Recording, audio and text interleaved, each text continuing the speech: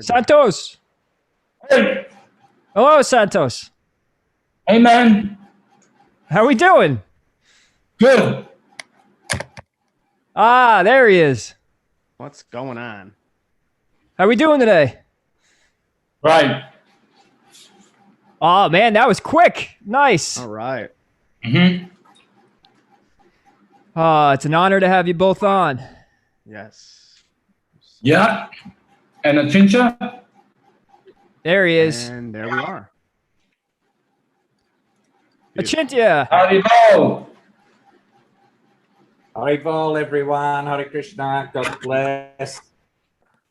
Hello. Hey, Harry. Harry's right. Yeah, you remembered.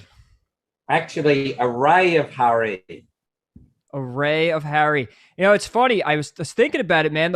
I was a blue baby because I was suffocated, and then my middle name was changed to Harry at the last a few weeks before. My dad forced it, so I thought that was very interesting when you told me that the blue baby story. It's outstanding. You made me feel really special. Like I'm like I really am supposed to be here for something. You are definitely just like Geo and Sanatan. Sanatan. So tell us, when's the last time you guys have even done this? I haven't seen Santos in person or virtually for nearly 3 or 4 years. Wow. Isn't it, Sanatan? Yeah. We were both on the Sunshine Coast. Yep. 3 years, man. Yeah. It's too long, huh? Living on the same property, and that was a disaster, wasn't it? You know, so many people are seemingly spiritual people, but actually they're just cloaking their demonic behavior, their demonic personality. So, Yep. Hey, Gio, how are you? I'm doing good. You know, been a little busy, but it's a good thing. So Okay, how about yourself? I'm as well as can be expected. You know, I live in a place where there's little or no friends or associates. They've closed down the temples that I used to worship at and things like that. They're all closed. And we're in a precarious situation. Victoria is in the, worst lockdown conditions of any place on earth. You might as well say I call it a gulag or a stalag. Wow. Even worse than Canada? Well, I'm not there. I don't know, but it's really bad here. You know, they tell you one week at a time. Now you can go 5 kilometers. Now you can go 10. Now you can go 25. It's like there is no in the place where I live. There's not been ever one case of this so-called COVID nonsense at all in the entire district. Yeah. And yet they just give you more and more grief. I mean, I'm seriously thinking to try and get to Mexico, except it's a long way to swim, right? It's a long way to swim. I was going to ask, why don't you go join your buddy? Go live on the same property again. It won't be a disaster, I would assume. No, the thing is, though, that I've got a daughter in Germany. I'm trying to get her home with my grandchildren. I've got another daughter just down the road with my other grandchildren to her, and my boy is just only a little way up, 400 kilometers, and he's got 2 grandchildren. So this idea for me, I'm very, very much locked in, one might say, into a grandparent role in my children and grandchildren's life. I'm pushing 62 years on this earth, you know. Yeah, 62. family's important. It is for me because I'm supposedly the wise man, if one might say, patriarch. Mm-hmm. But it's more important for the grandchildren. You know, I've got to try and keep some relative sense of normality what they were used to, Mm-hmm. compared to what the government and schooling and all these demonics are dishing up to them. So let's ask you something. How do you want to travel with this meeting this morning? Well, that's kind of you know, kind of a little bit what you said there. It's kind of why, you know, we wanted to bring you guys here, was because we really want to be able to help the collective to understand how to piece together all the different types of information and wisdom that we always talk, that you guys always talk about, that we're talking about now too, and really bring the history as well from the realm of this study, and stress the importance surrounding the matters of, you know, things that have come from ancient times, religion, spiritual teachings, and also the powers that shaped and possibly manipulated much of what we know or think we know, and really kind of get to more of a finer understanding of truth, and being able to identify and see how these ideals and the secret workings, how they've moved through time, and how they have still lasted today, and how they're implanted there. So I think that's really a main grasp of this, and then to go into all the different types of areas as well. So it's an open discussion. Yeah, like simplifying the awakening, really kind of trying to compact as much as we can into one conversation. And obviously it's such a vast amount of information that that's a task, but more so is if someone has been studying this for a long time or is just beginning, and there's key aspects to this, you know, these topics, I would say that if somehow we could kind of graze along, understand what earth we're really on and what we really are, what all of these teachings tell us. And I mean, you guys are the rock stars. You know, we wanted you to, because you're the rock stars of this. You had mentioned last time we talked that a torch has to be passed at some point. And we want to be at least some of the lads that do that and take it on. But we really would want to hear it out of your guys' mouths on, you know, if we had to graze over it and really, you know, help people wake up. Well, Right. Here's something that it came to my attention, so I went and bought one. This is from Seiko, the watch company, and what you'll see is a 24-hour flat Earth clock, and that of course was released. Actually, the little red aeroplane flies around, etc. Obviously, this image is in reverse. So, of course, we're not familiar as a culture with this image. It's right there in front of us on UN and other type logos. But there's your 24-hour plain flat Earth clock. And they're not the only company that produced these things. So, you know, these things are going up in value because as flat earthers go and look for this, you know, one of my associates in the UK found one in an op shop, or I don't know what you call those sorts of things in America, but he only paid like $3 or $4 for such a device. And my question's very simple. What do you think Seiko, who you know has been timing different sport and activities, etc., didn't know what they were doing? You know, the only thing that's missing here is the Antarctic ice wall. It's the only thing missing. So, you know, as I said in the past, you can have this image. Oh, sorry, I've just squashed the shit out of it again. Anyway, it's the only form of forearm exercise I do. Crush the earth.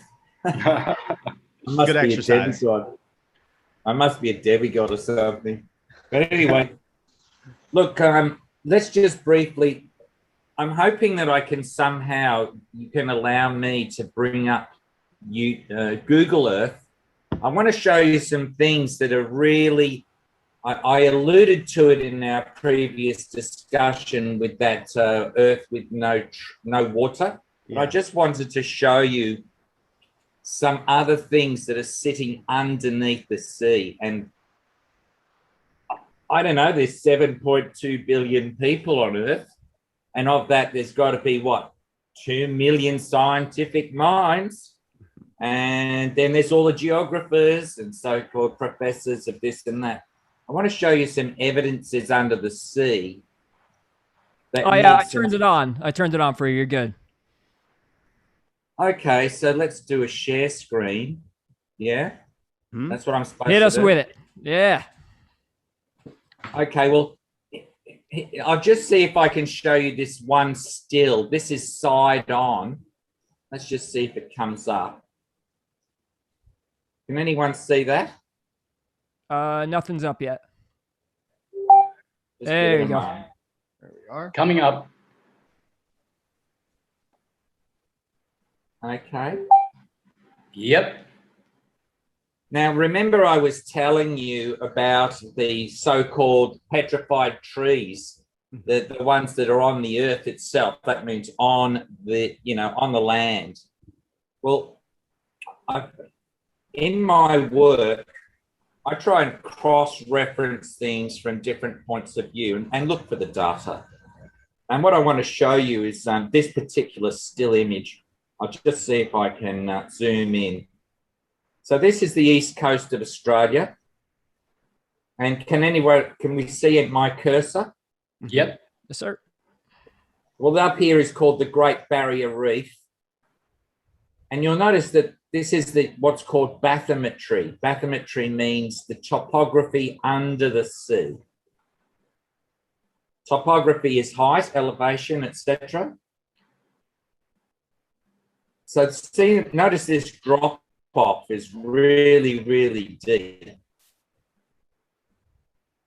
So if you were looking at the islands on the Great Barrier Reef, etc., you would know that hopefully you're seeing my hand gestures, you would know the islands are very shallow. They're not very deep. But if you have a look at these places marked 10 and 11 and 18, they're 15,000 feet tall. And let's have a look at the buttress of where this actually touches the ground. See how this image is showing you what it really is? Yes. That tree is a petrified tree, but they're everywhere, all over the world. But what's more important, if you follow my cursor, you see this line that I'm following? Yep. See that line? Yeah. Yep. That's 15,000 feet deep. And that runs from Fraser Island, which is up here. That's Fraser Island here, the biggest sand island in the world, so they say. And that is under the sea, and that it cannot be man-made because that is 8 miles wide. Wow. So what are we talking that's in reference to? Where is that potentially from? Well, what we're looking at, I'm just going to run through this. This area here is what's known as the Great Dividing Range of Australia. It's the mountain range, and the highest mountain there is Kosciuszko, marked by number 14, Mount Kosciuszko. That's 7,000 feet high. These petrified images of rock, they're more than twice the height. They are half the height of Mount Everest. But these lines in the ocean floor, if you read the dialogue, the text in the bottom of my map, I give a point that there are 7 layers of existence below where we are. There are 7 above. There are 7 concentric circles and there is 7 layers below. So what's known as the first layer is called Patala, P-A-T-A-L-A, loka, location, L-O-K-A in Sanskrit, location in English. And what they're saying in the Vedic scriptures, in the Sanskrit-based scriptures, is that there's a race of people down there. It's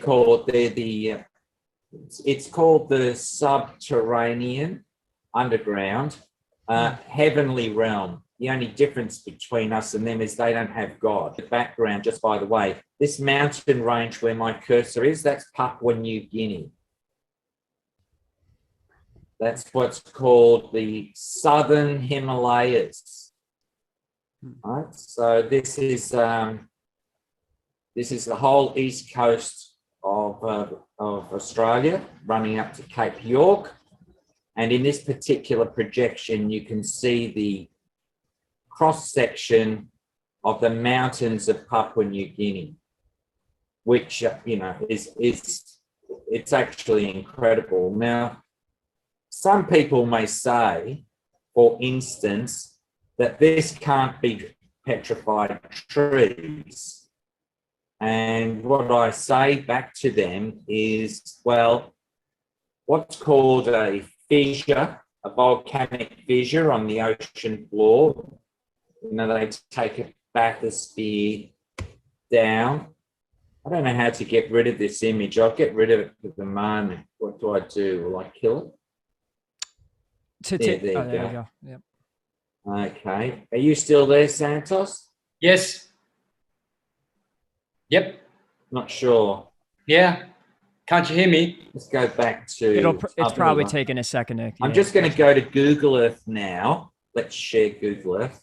Hi, Santos. How do I do that?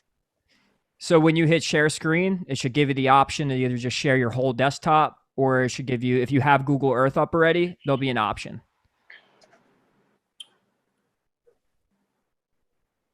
I'm looking how to share Google Earth. I've done it in the past. Let's just bring it up again and see if it activates it. So what I'm essentially saying is that a volcanic fissure where they've taken back, bathyspheres all the way down, and they've shown all these creatures that never see they never see sunlight, and they're living right next to the most hottest water. The reason that those volcanic openings, that's what they're called, cannot explode is because every 30 feet or 10 meters from the water's level is 1 atmosphere. So 60 feet is 2 atmospheres, 90 feet is 3 atmospheres. So at 15,000 feet deep, that's like 500 atmospheres. That's the pressure. What we live in is 0 or neutral. But going down, so every cubic meter, right? Cubic meter, a meter in each direction, a bit more than an American yard, is 1 ton of fresh water. But if it's got elements in it such as salt, that same amount of water is obviously heavier. So every meter or every 3 feet is another ton per square inch. So thousands of tons per square inch is holding the explosive action or the energetics of the volcano, holding it at bay. You follow what I'm saying? Water can suppress the power of fire. Mm-hmm. There's 5 elements, right? There's earth, ether, fire, air, water. There's 5 elements. Mm-hmm. So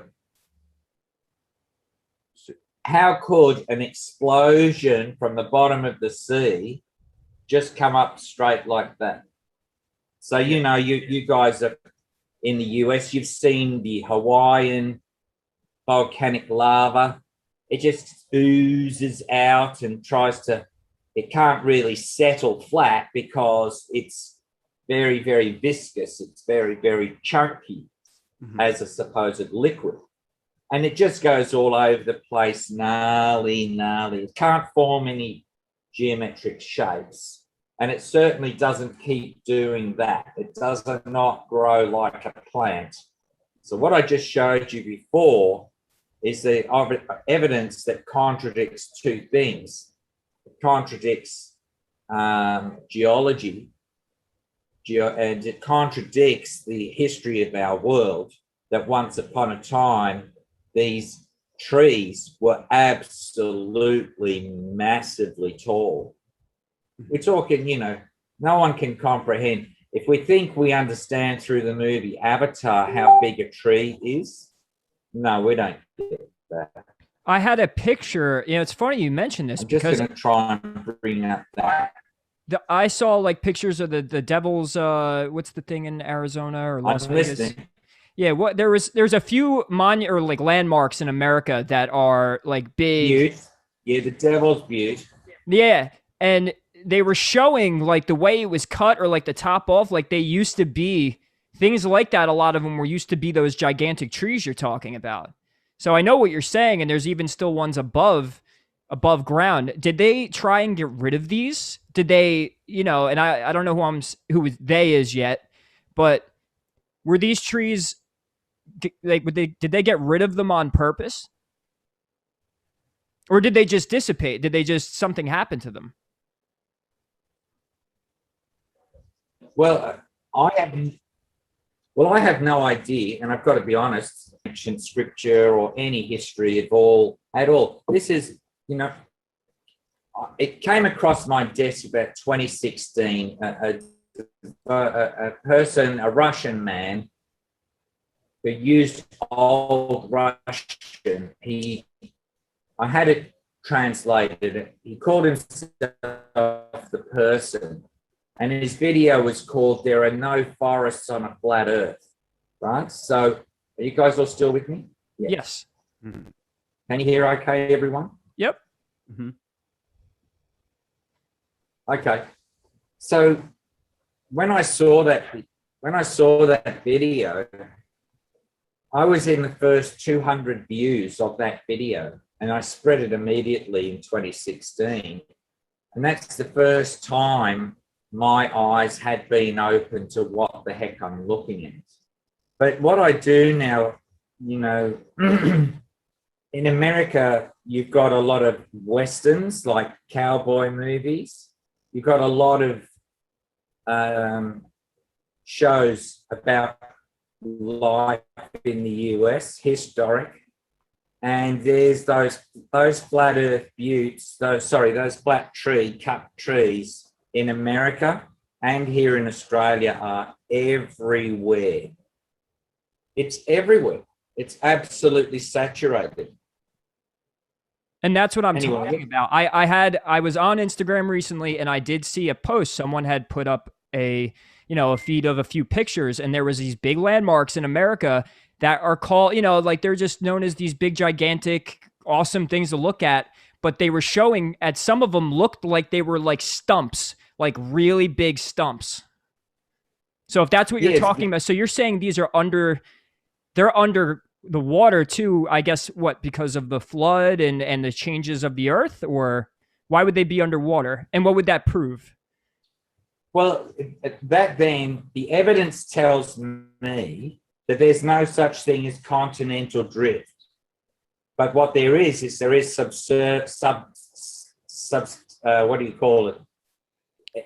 of the world have sunk, which would then push up the water, because a tree has to grow in earth and fresh water. A tree cannot grow in salt water. Oh. So does that mean that there's a potential for those layers that you were talking about for them to, at certain times, to even merge with each other at all, or to be able to have an opening or access to them? So what I'm essentially saying is this, that human beings cannot go very high because the air gets too thin and the air is too cold. So you can't go up Everest without a Sherpa and without an oxygen tank. An atomic submarine can't go any deeper than maybe 1 kilometer.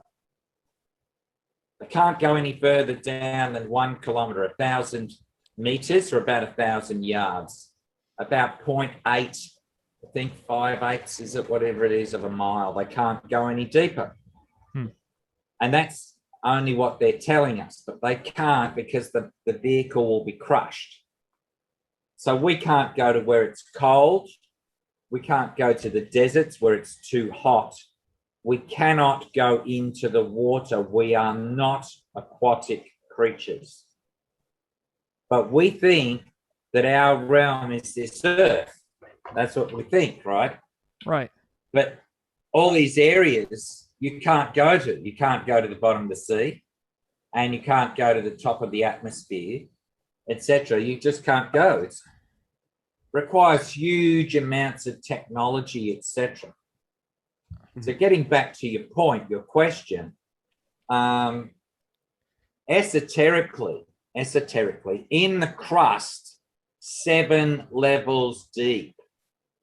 So we're used to this idea of a hollow earth, where people can go in one end and maybe come out the other. But the hollow earth doesn't fit the Bohr model. The hollow earth only fits the flat earth model. But looking side on, per se, this is a clock, obviously, but deeper and deeper from our realm are other creatures, beings, intelligences, existences that we have no idea because we cannot get to them. So I'll bring up the, I'll see if I can share this screen with Google Earth. Where'd it go? What was that? And I'm guessing that's these aliens they speak of, which I know most of this stuff about the alien invasion and, all the nonsense. I don't believe one thing the media tells me. So I know there's always an agenda behind anything they put on. But so any of these supposed UFOs that potentially are real, they're not coming from space because space is not a thing. They're coming from underneath. They're coming from below. They're coming out of the sea. Right. And then they're floating around in our realm. And then they're going back into the sea, back to their realm. And now, does this kind of go along with a lot of, now let's say, Dante's work, with Dante's writings on Inferno and the Divine Comedy and those things where he's speaking of the layers, and then also how astrologically that could be connected as well when it comes to more of the spiritual references behind it? Well, I'm not so familiar with Dante's work, to be honest, Gio, but the problem in real terms is this, that most people, what we call Westerners, scientific people, are either European-centric, and in the modern day, they are North American-centric, Russian-centric scientists. But most of them are brought up on what's called the Abrahamic religions. Mm-hmm. And Abraham, who in Sanskrit we would call Brahma, Abraham has a wife named Sarah, and Brahma's wife is called Saraswati. So until people look into the Vedic, the Sanskrit-based logics, the Sanskrit-based dialogues, sciences, etc., most people, for instance, think that the word trigonometry is actually from the Greek. But actually, if you break it down, it's kona, K-O-N-A, which means corner or angles, miti or maths. And that's a direct translation from Sanskrit, the maths of 3 angles. And if you know one's a right angle, then you can say A squared plus B squared equals C squared. Mm. What I'm trying to get at is that the Greeks are supposedly the ones who invented that. But the Greeks used to go on holiday in their summer to India and sit under the tree, the mango and the different trees, and their guru, their teacher would give them dialogue, and then they'd rush off home and present it as a Greek or other truth, where it's not. It's a Sanskrit-based truth. So the problem is that people like Dante and others have only got a section, a section of the world's history to refer to. But the point I'm trying to say is they always talk about hellish realms where it's really, really hot.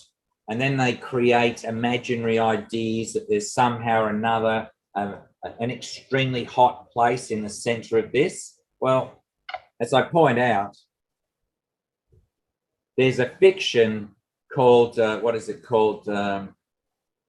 Journey Get There. There is no facility to check what's called the radius. The only way you can check the radius of this is to actually physically go into the hollow, into the center. But of course, no one's got to tape measure that long. If you follow my logic, It doesn't matter if you get to the center of the earth anyway, because you still can't measure it. It's like measuring a distance inside of a cave. Well, after you've taken 1,000 meters or a kilometer of rope, then you've got to have another 1,000 meters to go another kilometer. Well, just how much weight is 1,000 meters of rope? Yeah, it's definitely really, really interesting and something to really think about. Now, Santos, is there something that you can also, if you want to make any comments on that as well, but also the fact of now this information is there, and how is it being used? How is it being manipulated? Like where is it taking that turn, and why? Well, I'm not sure really, because I'm not sure how really, really ill-intentioned these beings are that come from under the earth. Srimad Bhagavatam explains this very, very clearly, that they have no business at all on this plane. This plane was, devoted for humans to evolve on a beautiful paradise-like condition, but they, in some point in history, they intervened. They're interlopers, and I guess they founded these Opus Deus families, these supposed bloodlines, blue bloods that have had so much control over history, etc., even up until this COVID thing. I would say that these guys are actually controlling your Tony Fauci's, your Bill Gates's, and they're probably the progeny of them, the Nephilim. They've probably got this Nephilim blood in them. And definitely there will be a time when it will be their twilight, it will be their end, and let's hope that's now. Definitely. Yeah. I mean, you definitely see there's a mass amount of just noticing that there is a lot more coming to the awareness of people, I feel like. But I mean, that's the thing with the grasp, especially with what we know of, it's like, hey, they know the science has gone so far now to the point that they're able to really manipulate things on such a certain level that can affect the way people actually think. And it's like, is everybody just kind of doomed to those sort of things? Are they actually able to, obviously they have, if you have an awareness of it, there's preventative things to do, but it's like, how do you go off of that awareness? How do you sit there and take it to the next level to be like, hey, like, this is something that is already established. It's been this way for centuries. What is it that people really can do? Are you asking Santos, Gio, or should I? I'm keeping it open, either or. Well, the thing is, our life in this world is transitory.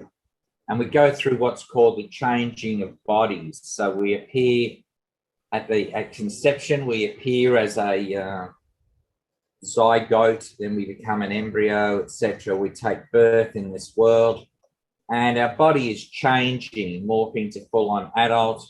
You guys are going to get there shortly, you know, at the peak of your, and then it's a diminishing situation. And then so we come in through a door, you call it the birth canal, and then we're going to go out through a door.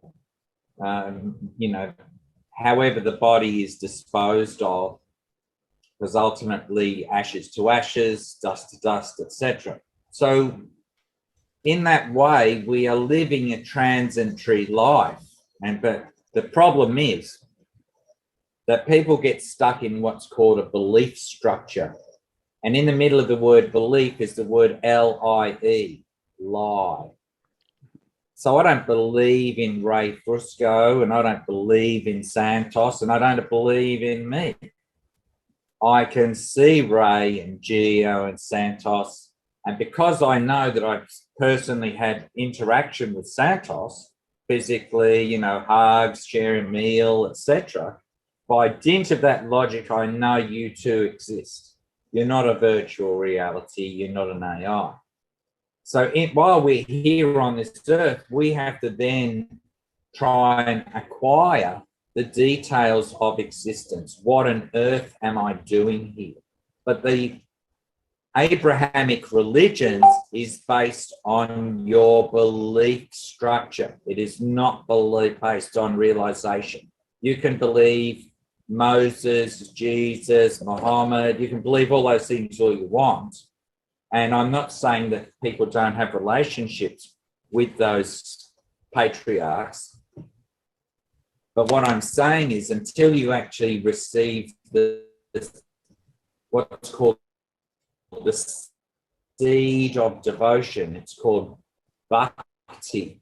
Bhakti means devotion.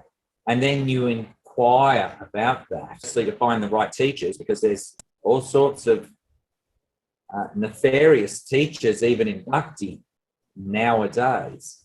But until we understand I am spirit soul, I am sojourning on the earth, thinking I'm a human being, but actually I'm a spirit soul experiencing a male human life. All men here in this group, you're experiencing a human, and by the way, heterosexual in this particular case, human male life. But that's the illusion. It's not that I'm a man. I'm not. I'm a jiva atma. Atma means micro. The equivalent is atomic, atom. I'm a micro spark of God, jiva, experiencing my relationship in this world. However, this world is an illusion. This world's an illusion, right? Doesn't matter. Even if on the flat, it's still an illusion in technical terms, because you're only here for a brief time. It's not eternal. Mm-hmm. This realm might be eternal, but your existence in this realm is not eternal. Now, we so come here by choice, or do we come here, like, obviously to learn as a spirit, and it's some sort of school? Now, is this kind of like the beginning, and we start here, and then we end up evolving to the next step? And I know Santos always mentions how, you know, there's going to be that group of people that end up transcending all this and really seeing through, I'm guessing, the 144,000. Now, does this only come every so often due to the astrological ages and is it almost like, does a door open, and is that what's going on? Is that why the information's coming back and everyone's starting to become aware again?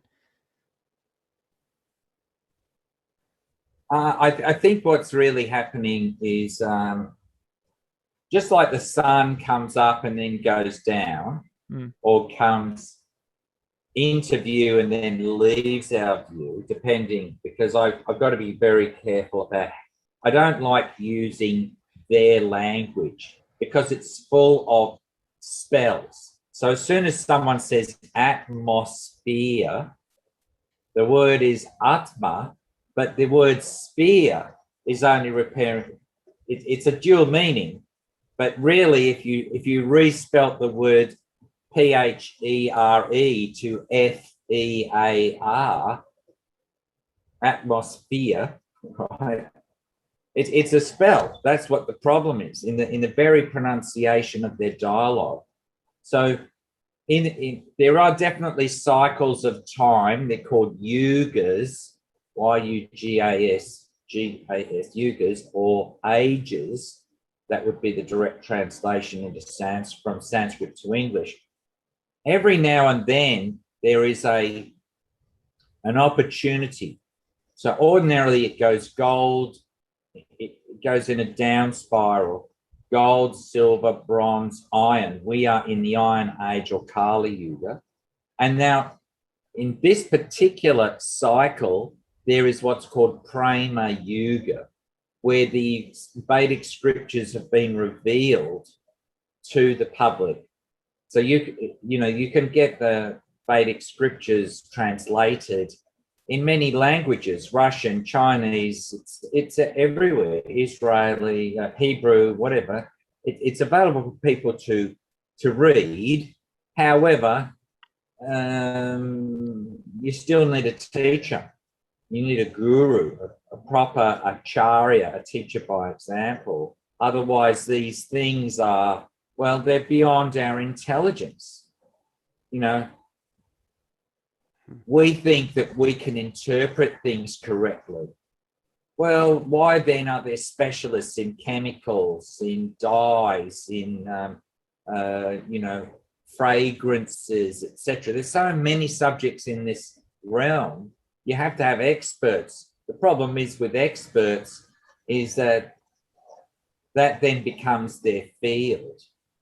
So I think I mentioned, Ray, last time, jack of all trades, master of none is a better way to be, because if you're a master of something, it technically, blocks your understanding of the rest. So understanding the complete whole, what am I doing here? The question is, who am I? What am I doing here? How long will I be here could be a question. That's actually ego-based. Oh, I want to be here for a long time. Does the world really give a damn? Whether I'm here for 100 or 50 or whatever years, it doesn't really care. There's billions of us, right? But the problem is, in real terms, is that because, as I mentioned, we've got this Judeo-Christian, Islamic or Abrahamic, we're the monotheists, right? Monotheosophy. Well, if you look at every corporation in the world, there's a CEO or a God person. Then there's a senior management or demigod persons.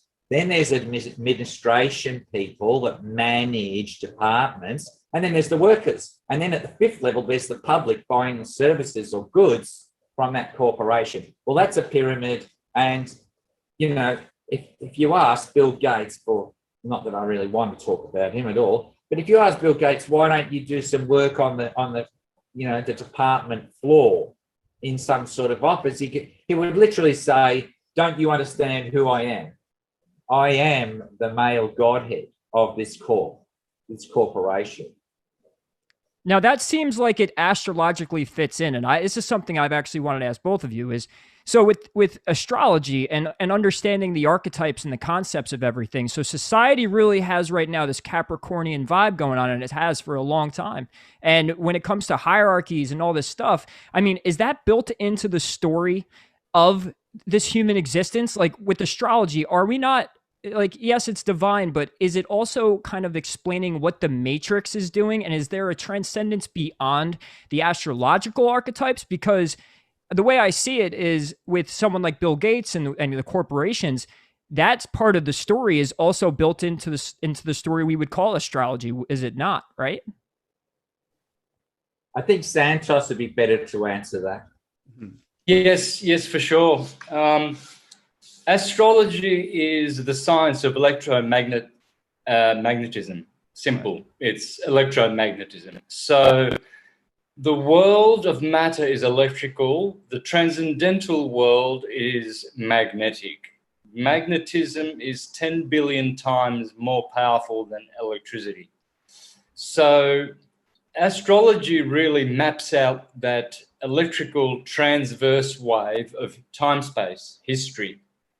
It doesn't really give you everything, all the information about the transcendental realm, because it's like a blueprint or a map of history and what is happening in the electrical world, the world of the demiurge. You could call that Brahma, I guess, whereas Krishna is the prime creator.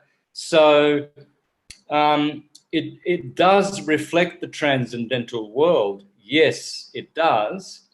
But all of those people have come in to this electrical world, and they've all come in according to their frequency.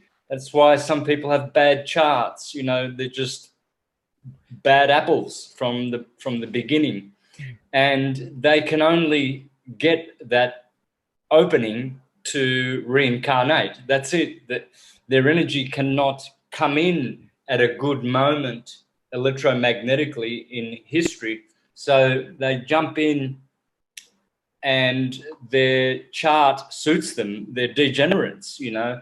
So electromagnetism or astrology does tell the history, the map, the actions of the mundane world and the personal world. So mundane astrology, which you mentioned before, you said that the world seems to be very Capricornian. Well, yeah, I believe that too. I really do. It is strongly focused on Capricorn: success, money, material things, being the king, being the CEO, having reputation, having fame. That's all Capricorn themes.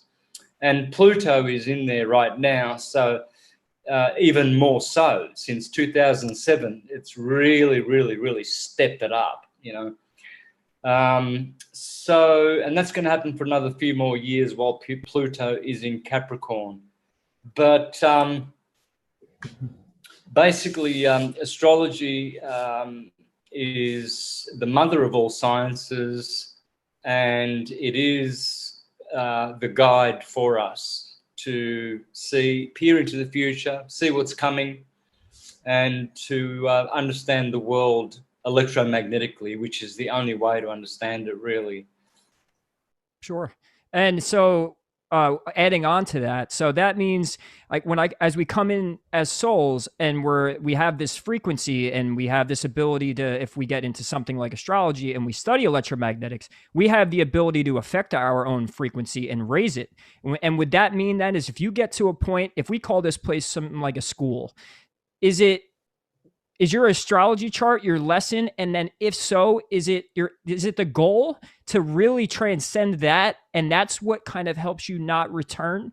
Like, is it kind of, you come here to master this, you come here to understand it, you wake up, you get through your charts, and then at a point, there's no need to come back?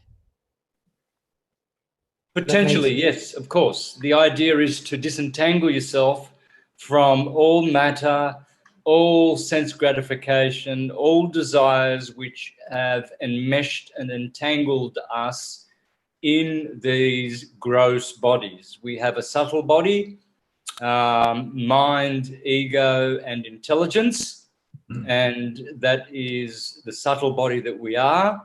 And then we have everything below that, the lower ego and the tamasic nature of humanity, which is belonging to this age that we're in, which is supposedly the Kali Yuga, although the Iron Age, the Golden Age began 500 years ago.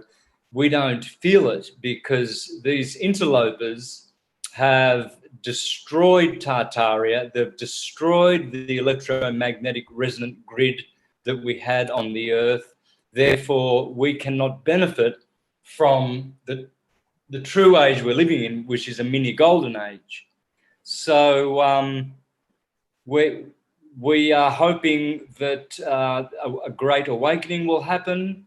Of course, we have many transcendental angelic beings that are fighting against the demons, the demigods they are called, and they will win. That's how the script.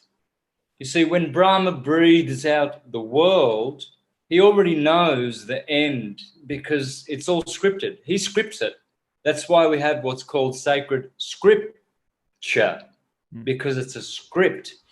And so if you follow those scriptures and astrology, you will be able to map, your way and plan your way, how to ascend by good sattvic habits and living style, and ascending, transcending what is keeping us down here. And can you elaborate on some of those living styles, maybe especially for somebody just starting off? Because I understand how maybe coming into a lot of this information that it can be overwhelming sometimes for people and they don't know where to start.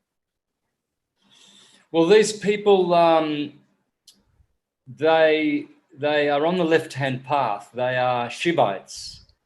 Anything goes. And with the Shivites, which are different to the Vaishnavas follow the right-hand path of purity, and good habits, moderation, devotion. Devotion is the key. To be a bhakti yogi, to devote yourself to the gods. Even the Shivites, eventually, they will turn and give their devotion to Krishna. There's no avoiding it. That's unless they decide not to and go beyond the point of no return, they'll be confined to Putala and all of those subterranean heavenly realms, which are really hellish, but they'll be confined there probably for good. I don't know whether there's any way of redeeming yourself once you get there. Maybe Achintya knows whether there is. I don't know. So let's have a look at what's actually being said. There are three primary couples in the demigod realm. As I mentioned, the creator of Brahma and his wife Saraswati.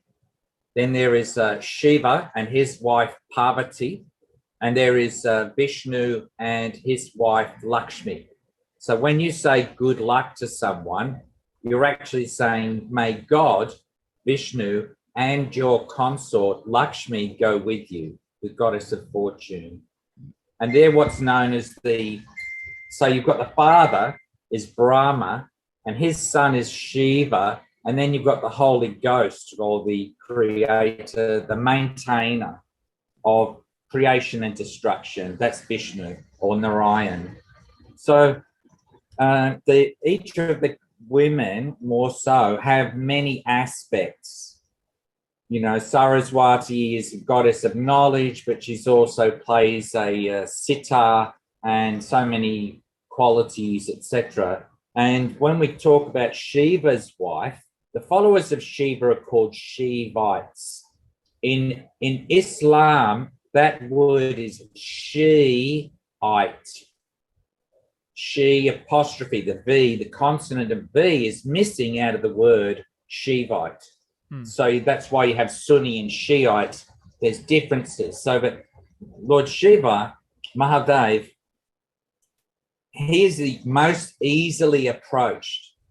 So people are liking intoxication, sexual things, whatever, as a heightened awareness, so they call it, then they may be attracted Lord Shiva. And Shiva's wife, Parvati, is her main or the nicest name. Then you have other names like Kali or Durga. Now, the word Durga means superintendent of the prison. So where you're referring to, there are schools. Well, once you're in prison, you can do some education. Well, at least in the 21st century, in some prisons, you could go to university or bring the books in, studying your cell in your room. Schools remind me of prisons too. They look like prisons. Of course. Oh, you know, they're set up just course. like it. They got the same vibe and everything. I feel like you're better off sometimes if you're in prison. There's a lot of advantages to being in prison if when you really look into it. Not saying that's where you want to go, but No. Yeah, except when you're having a shower. That's about it. Don't drop the soap. So, anyway, back to the point. The point is that people like Shakespeare are explaining that this is like a stage, the world's a stage, and we're just actors. And the problem is also that you either come here as you can't be either one. You're both a student and then you're a teacher, one way or the other. And some people don't teach much of anything in particular. But the premise Teach how to be morons. The premise is this: if there's two ways out of the jailhouse. Do your sentence all the way and be a good boy and they'll let you out, or to escape, right? So that when you behave in a nice manner, then obviously the authorities look upon you, oh, this being knows how to behave nicely, etc. We'll give them some grace. We'll let them do parole or whatever else. But the problem is, in real terms, is once you get out of the prison, you're still in the prison. So that it's said in Vedic point, even the prison warder is in the prison, and even the superintendent of the prison, even the minister for prisons is still in the prison. So what I'm trying to share is, unless you become totally transcendental to the material world, every desire, whether it's sexual based, whatever it is, I want to have one more pizza with these ingredients, whatever the heck it is. I want to see that babe. She's got to, you know, move in a certain way in the color of this and that, etc. All these things, they have to be gotten rid of. Now, the best way is to live a healthy life, and the older you get, the less interest you'll have. I'm already there. You know, I mean, at times it could be attractive, but it comes and goes. It's not like how it used to be. You know, for my age, to be in with my generation, there's this part of us built in where, you know, I can enjoy the pleasures and the simple pleasures. And I know Santos would know about this, but I have a South Node in the 9th house.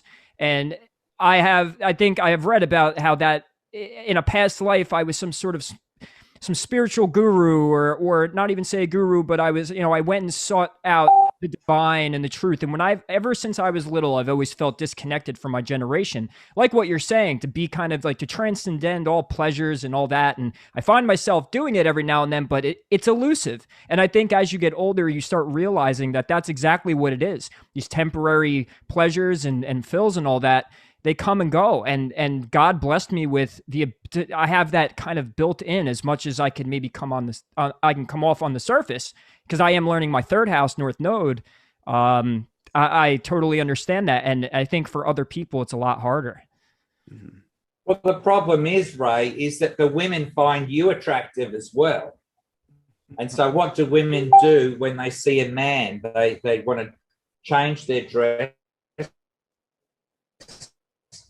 They may want to dance or move or whatever else. There's all this whole thing. So to be able to resist the other side of yin and yang, whatever, if you follow the logic, to be able to resist that technically means you need someone to help protect you from those effects because they're there. You got to be aware of the succubus. So Prabhupada, or the Hare Krishna spiritual masters, that what's called the Parampara, would tell you that don't think their attractive features will go. You can be 80 years old and you may still turn your head. You know, Prabhupada gives the example, you might want to jump up and click your heels, but your body won't be able to do that when you're 80 years old. but the desire to be able to do that will still be there. So you guys are both, you know, you're all on the right path. I don't want to be really able to say that. That's not really my position. But what I am saying is, if you can keep bouncing back, oh, I shouldn't have done that last little detail. But if you really want to get out of the prison, because ultimately it doesn't matter where you are. If you follow the logic, it doesn't matter if you're on a flat earth really, or on a ball earth rotating, you know, in a vacuum. If you don't understand your true position, you're in a place where you literally don't have much control over anything. You don't have control on your hair's growing grey. You may think that I can go and buy this solution and put it in my hair, but actually the body is still going, nah, you're going grey. That's the way it is. Or your teeth fall out. You know, I've got false teeth. Do you know I do too? I actually do at 30 years old. I have the worst teeth genetics. So, but well, the point is, go on. Go ahead. No, go ahead. Go ahead. You're good. So my point to you is that we're in a robot. This is my robot. I don't need another one. I don't need an artificial anything. This thing luckily does what I tell it to do. Well, I need assistance now with looking at things up close, reading, whatever. But my point to you is that while we're in this physical body, this is the prison. Then there's all the layers of it externally, my relationships, what I like, what I don't like, etc. What my astrology is telling, etc. All these things are like, they're the details. Don't you realize you're actually trapped in a robot body? You can call, you know, if you don't follow what I'm saying, I totally get it. Oh yeah. I actually could thank Bill Donahue for a lot of that stuff too. I watch him daily, and he talks about how, you know, you're in the temple that God built with no hands, and that this is the kingdom of heaven is within, and to seek within and to let go. And as long as you let go, so from what I'm gathering from what you're saying as well and comparing it, the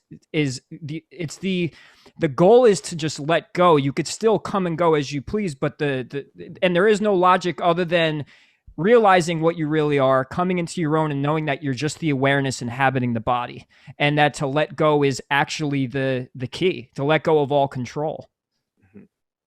Well, here's another point just on that same subject. See, there's my bare arm. Now, if someone wants to give this arm some pleasure, right? Some pleasure. Okay, we can stroke it. Maybe we can massage it, find some, you know, some pressure points, acupuncture points. Maybe someone's going to put some oil on it or something. So there's only a few ways to give this thing pleasure. But if I want to harm that arm, how many billion ways are there to cause pain in that same arm?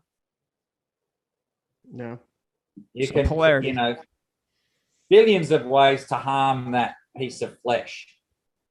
So in the idea of understanding, it's if I stick a needle in this, or I tread on a nail, you know, with my foot, then I'm going to scream. I'm going to be in pain.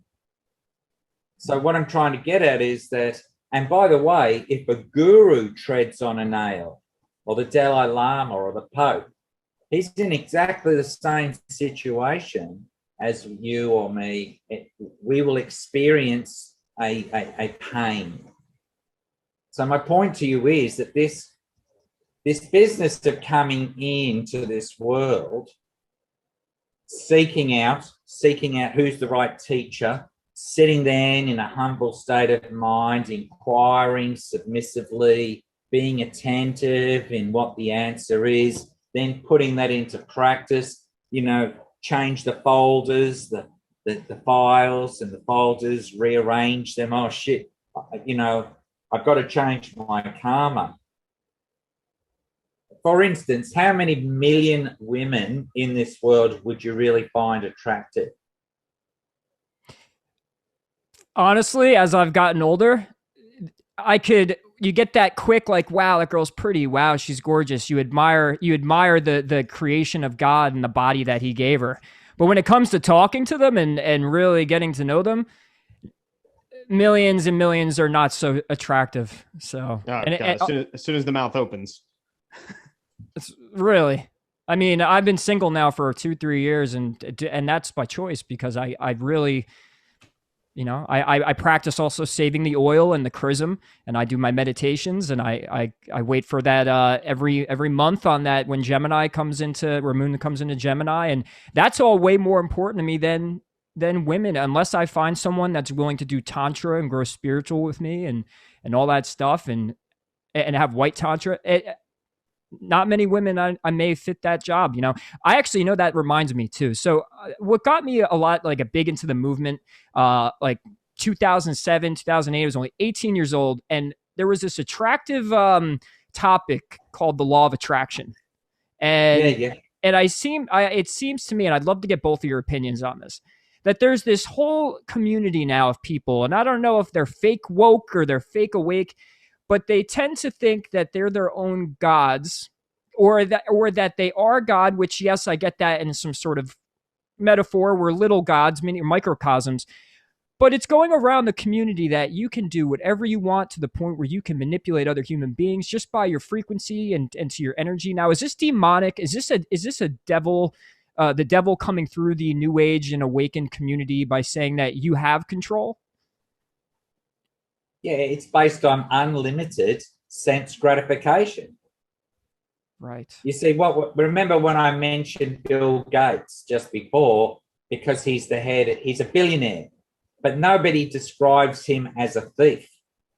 You see, if you take $1 billion of profit and you stack it into a bank account or a foundation, that means that everyone in that little economic zone has now got $1 billion less to play with. Then they talk about multiple billionaires. And that means that there's less and less in the pot for everybody else to share in the common wealth. So similarly, this business of, it's called The Secret, the law of attraction. Right. So getting back to what Santos was saying before, the attractive feature, or the magnetism, is actually what's called Guru Ashtakam. I may be slightly off in how it's pronounced. The attractive feature of that man and or women to a much lesser degree, I'm not being sexually based here, but women there's different criteria going on for ladies than for men. So the attraction of a spiritual master, the attraction of a teacher, I have a guru. I'm not romantically involved with my guru. I'm this way involved. Yes, Maharaj. Yes, Gurudev. I hear you. I've been paying attention, etc. If there's any error, they're on my behalf. They're not on your behalf. So this business of what you were saying, gravity or attraction, etc., the secret. Well, the secret can be manipulated. And if it's ego-based, why have one wife when you could have two? Well, it's just insane. It's just totally insane. And, I'm a god, but hold on, I better put some blackness in my mustache because those greys are giving me away. When you see a picture of all the gods everywhere in the world, Greco, you'll see that they're very, very defined physically. But when you see a picture of Krishna, he never goes beyond the age of 16. There's no facial hair. There's no definition in his body. But the word Krishna means all attractive. So one might say the supreme magnet, that he is the one that we're all attracted to. Mm. So all I can say is this, that, your specific question is woke. Woke means, in my understanding, giving material enjoyment the flick, because aging is going on with every rotation of the sun around this world. The clock is ticking. The clock is ticking in everyone's life. And if you don't give this stuff up, in due course of time, you're the one who then goes, I made a mistake, right? I fell off. I fell down, that they say. So these business, if you look at the word, you know, the way they present this attraction, ascended masters, you can be your own God, blah, blah, blah. You can enjoy the fruits of everything. And then they say, all you've got to do is believe in it. Believe in it. Well, Hare Krishna people don't use the word belief. They have faith that develops like the seed. The seed is placed in the soil, and with the right conditions, sunlight, moisture, then the seed will open up, become a plant, become what's called a creeper. It grows. Your relationship can grow, but you've got to be pulling out the weeds, right? Because otherwise they're taking up the nutrition or the energy. And so what I'm saying is that, especially in places like the US, they develop this, you know, why have one? Why not have many? How many limousines does a millionaire need? Right. Right. And I see it growing. I see the ego growing within the conscious community, within the spiritual community. It brings me back to also why I'm saying, like, it's important to have you guys on, because you are not manipulated by that new movement of, you know, taking this knowledge and also making it ego, making it about self again. And I'm watching a lot of spiritual people, or so-called, you know, wolves in sheep's clothing. They're telling me that I could have whatever I want if I am my own God, that I control my reality. And I get that to a point. Obviously, it's true that I'm guessing our electromagnetic frequency, and that combined with the stars and the matrix, it does bring us certain things we ask for. But when you don't know yourself spiritually, and you don't listen to, say, someone like Santos or you, and you don't understand how the matrix truly works, you're going to actually end up manifesting your own hell. You're going to manifest everything opposite from you. And I believe that whole topic is great once you understand spirituality. And I really emphasize for people to learn this stuff, to learn and understand where we are and what we, you know, what we truly are, what earth we're on, the planet of Ursha, right? Is that it, Santos? Right? And then you could use the law of attraction, because then it's a paradox. Now you're letting go, but knowing that you're attracting everything that you need, because Krishna, right, is going to send you those things when you're in the vibration of it. Mm-hmm. Well, ultimately,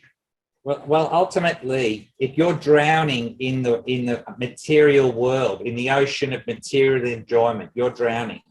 Someone has to throw those little life-saving rings and a rope, and they have to pull you out. See, we're all thinking that we're so godlike, we can do it all ourselves. Yeah, well, as soon as you're in quicksand, you're in a whole world of trouble.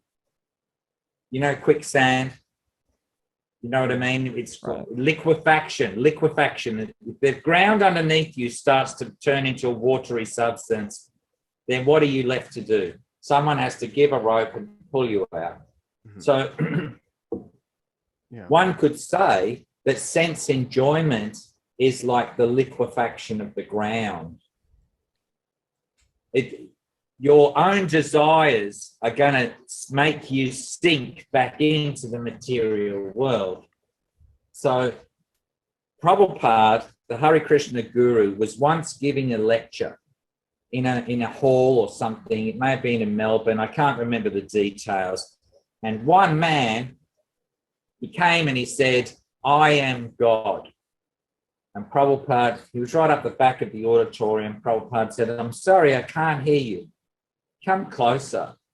And the man came a few rows of seats closer, And Prabhupada said, what did you say? And he said, I am God. And he goes, I'm sorry, I can't hear you. Come a little closer. So when the man was really quite close, he said, so what did you say? He says, I am God. And Prabhupada says, you are not G-O-D, you are D-O-G. Now get out, vanquish him, get out. And he just left of his own, on his own legs, etc. And what I'm trying to say is, as soon as we're thinking, I'm a God of what? You know, have you ever, I've got bad skin, you know, I'm such a God that I've got pus in my skin. I've got blackheads or whatever else. I've got to pull the hairs out of my ears or check these growths in my, you know, do gods have to do that? Yeah, I think I think people have a hard time, whether they like to admit it or not, or even really let it come to the forefront of their consciousness. They have a hard time accepting their fate and accepting their mortality as well, to a point which you can go into the fact of deep indoctrination and deep conditioning on this material world and acquiring so much in this material world, which that makes me, you know, part of big going into this is, I know I've seen how I've done it for myself as well as Ray too, but being able to realize how deep that conditioning and that indoctrination goes. And now with consuming this type of information and consuming this type of knowledge and even going into what ancient texts have said as well, and trying to find the truth, is being able to understand how to purely dismantle those indoctrinations and the beliefs that you have and really accept them and identify them.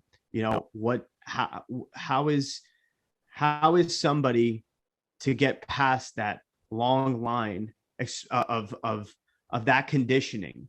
You know, I've seen, I still see it come up for myself at times too, you know, and it's good to have the awareness, but like for people that are just, you know, they'll do it for a little bit and then they'll kind of just stop. It's like, where does the discipline aspect come into it? Well, in the Gita, Krishna says to Arjuna, the Bhagavad Gita, he says, out of thousands among men, hardly one will endeavor for perfection. And of the thousands that endeavor for perfection, so thousands of thousands is millions, hardly one will know me in truth. So it is really a case, you know, from time to time I see Ray put up some really powerful gridiron type players, and but of those thousands of young boys who want to play gridiron, how many become in the demigod realm of gridiron? It takes absolute dedication. You have to go beyond the normal realm of practice, of rehearsal, of putting your body through pain, etc.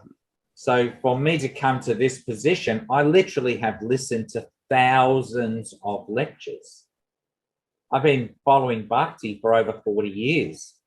And as a result of that, I've come across many, many men and women giving their aspect, their understanding in lecture. Now, it depends on your desire. You know, to be a parent of a child, for instance, is very difficult. They go up and down. They need maintenance. They need feeding. Then they've got, you know, some sports or some tuition they want. And then you know, you can give it up at any time. Oh, it's too hard to be a parent, right? And ultimately, that's why grey hair, etc., appears. If you're a family man, or woman, it's because of worrying. Have I got enough money to feed them? Will I have a job? Have I done the right investment? It goes on and on and on and on and on. Ultimately, we have to diminish our interest in this world. So I'll just get something really quickly. Okay. And The before- method, Oh, sorry. Yeah, good. the method that we're giving, this is what's called a japa mala, circle of tulsi. You see, this is a japa mala. This is called the Krishna bead. These are called the gopis, or the cowherd girls. These are aspects of Radharani. And we literally have to chant the mantra. Hare Krishna, Krishna Krishna, Hare Hare, Hare Ram, Ram Ram, Hare Hare. And then move to the next beat. Hare Krishna, Krishna Krishna, Hare Hare, Hare Ram, Ram Ram, Hare Hare. And this is 108. And of course, that's, the Christian rosary is 54. And the idea is that you have to learn how to perfect and concentrate. Hare Krishna. See, these are the counting beads. Every time you do one round of 108, then you bring up the next counting bead. And there's so many. Some people will say so many. You have to do 4 rounds, or 16 rounds, or 64 rounds. As long as you're doing it regularly, you're getting the mind, you're getting the tongue. There's another verse, Shravanam, Kirtanam, Vishnu Padasevanam. Shravanam means firstly hearing and then repeating. So I go, okay, Ray, how do you pronounce your surname? You say Fusco. I go, okay, from now I can say, first of all is listening and then repeating. So unless we do practices like this, and the Christians are saying Hail Mary full of grace, but they're doing it 54 times on a rosary. And other ones are using, they're not even saying prayers, they're just moving the beads. They're lacking the intention that you're saying that it's for, right? I mean, well, I'm assuming that a lot of people who do this, and we just had a talk about it on our podcast, is a lot of people just do things to feel like they're doing something right, but they lack this layer of intention of knowing why they're doing it, and it's just in the name of Jesus or in the name of something else. Like going into this deeper, wouldn't that kind of add the intention into these processes and allow and assist that person's awakening and the raising of their frequency faster? Look, attention to the detail. Right. I am doing this. Whatever I'm doing for me. Because quite frankly, the material world is actually unattractive. You may go to the bathroom and you may have to go and spray some because it's unattractive. People have got their consciousness is wrong. This is a very base example. So you've got some constipation in the tummy, and then you go to the bathroom and you pass stool. Now, some people will say, oh, I had a great time passing stool. And other people will say, oh, thank God I got relief from the cramps in my intestine and my bowel. So they're complimenting the thing that's gross, right? I see what you're saying. So what I'm trying to say is if anyone's having a pleasure passing stool, their head is completely in the wrong point. You're only trying to relieve pressure. If you've got a boil or something, you're getting bigger and bigger, and you've got to relieve it, stick some, let the pressure out. See? This goes with anything, right? This goes with anything. Correct, right? Yeah. Well, with knowing how, okay, so we're kind of in the realm of like basically doing mini rituals and stuff, and I actually want to get Santos's a take on this, especially with what we're speaking about with dielectric energy and magnetism as well. I want a little bit more of like an explanation of how these rituals work, whether they're for the ill intentions that, you know, we say that a lot of maybe some of these darker people or forces or entities like are using them for, but even just everyday people, like say, you know, you got your average Christian person, you know, sitting there doing their certain Christian based rituals, but not even realizing that a lot of those rituals are also adopted from the Roman Catholicism that we know about or talk about when it comes to the evil that's been done in the past as well. There is like, is there an energetic vibration behind that people can unwillingly unknowingly be feeding it, like an egregore? and if yes, and if so, how? Like, how does that work? That's for me. Santos, up to you. Yeah. Okay. Yeah. So I see it like a knife. A knife can be used to do bad things, killing people. It can be used for making sandwiches and feeding the poor. So all the symbols, all the energies that exist in the universe are bipolar in the electrical world. Red shift, blue shift. So I guess some people choose to use those things in a certain way, and that might be what we consider bad. Other people choose to use that energy, it's all magnetic, to convert that for good things and to release and burn some karma. That's their dharma. So the energy is it's there. It's accessible to all of us. We can have great powers if we are worthy, and if we are worthy with our deeds, more powers will be granted to us, and that will give us more power to speak more truth, to help more people, to do good deeds. Whereas those people are utilizing the same energy for evil things. So it's about energy. And that's why the scriptures say, do not be grieving the Holy Spirit of God. The Holy Spirit is electromagnetism. And when you misuse it like anything else, then there are consequences.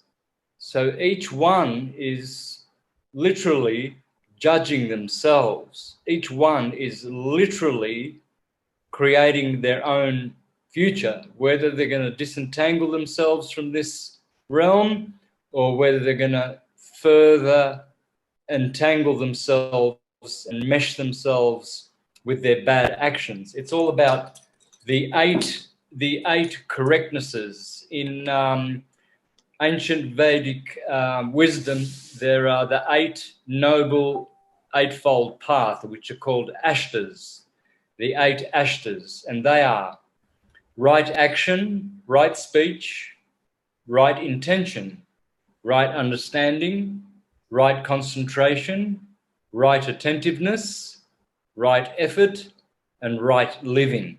So there is a right way of doing things, and that's the right hand path, the Vaishnava. So again, you can see clearly that people in the world, they're doing everything the wrong way, and they love it, and they perpetuate it in their lives, you see, and they harm other people, whereas we should do no harm. So again, it's up to each individual, you see, whether they're becoming a demigod or a demon. So both of those potentials reside in us.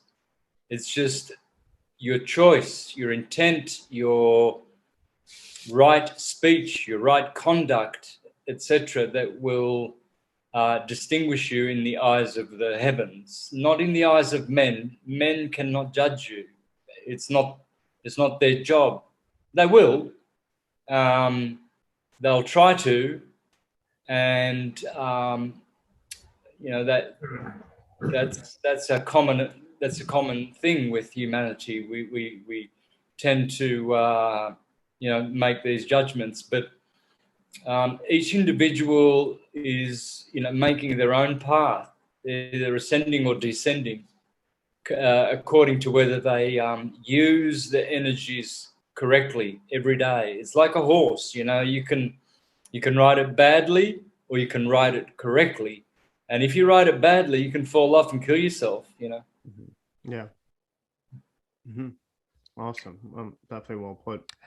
I love Bill Donahue's. By the way, Santos, thank you so much for him. I literally a daily watch. I watch him to go to sleep.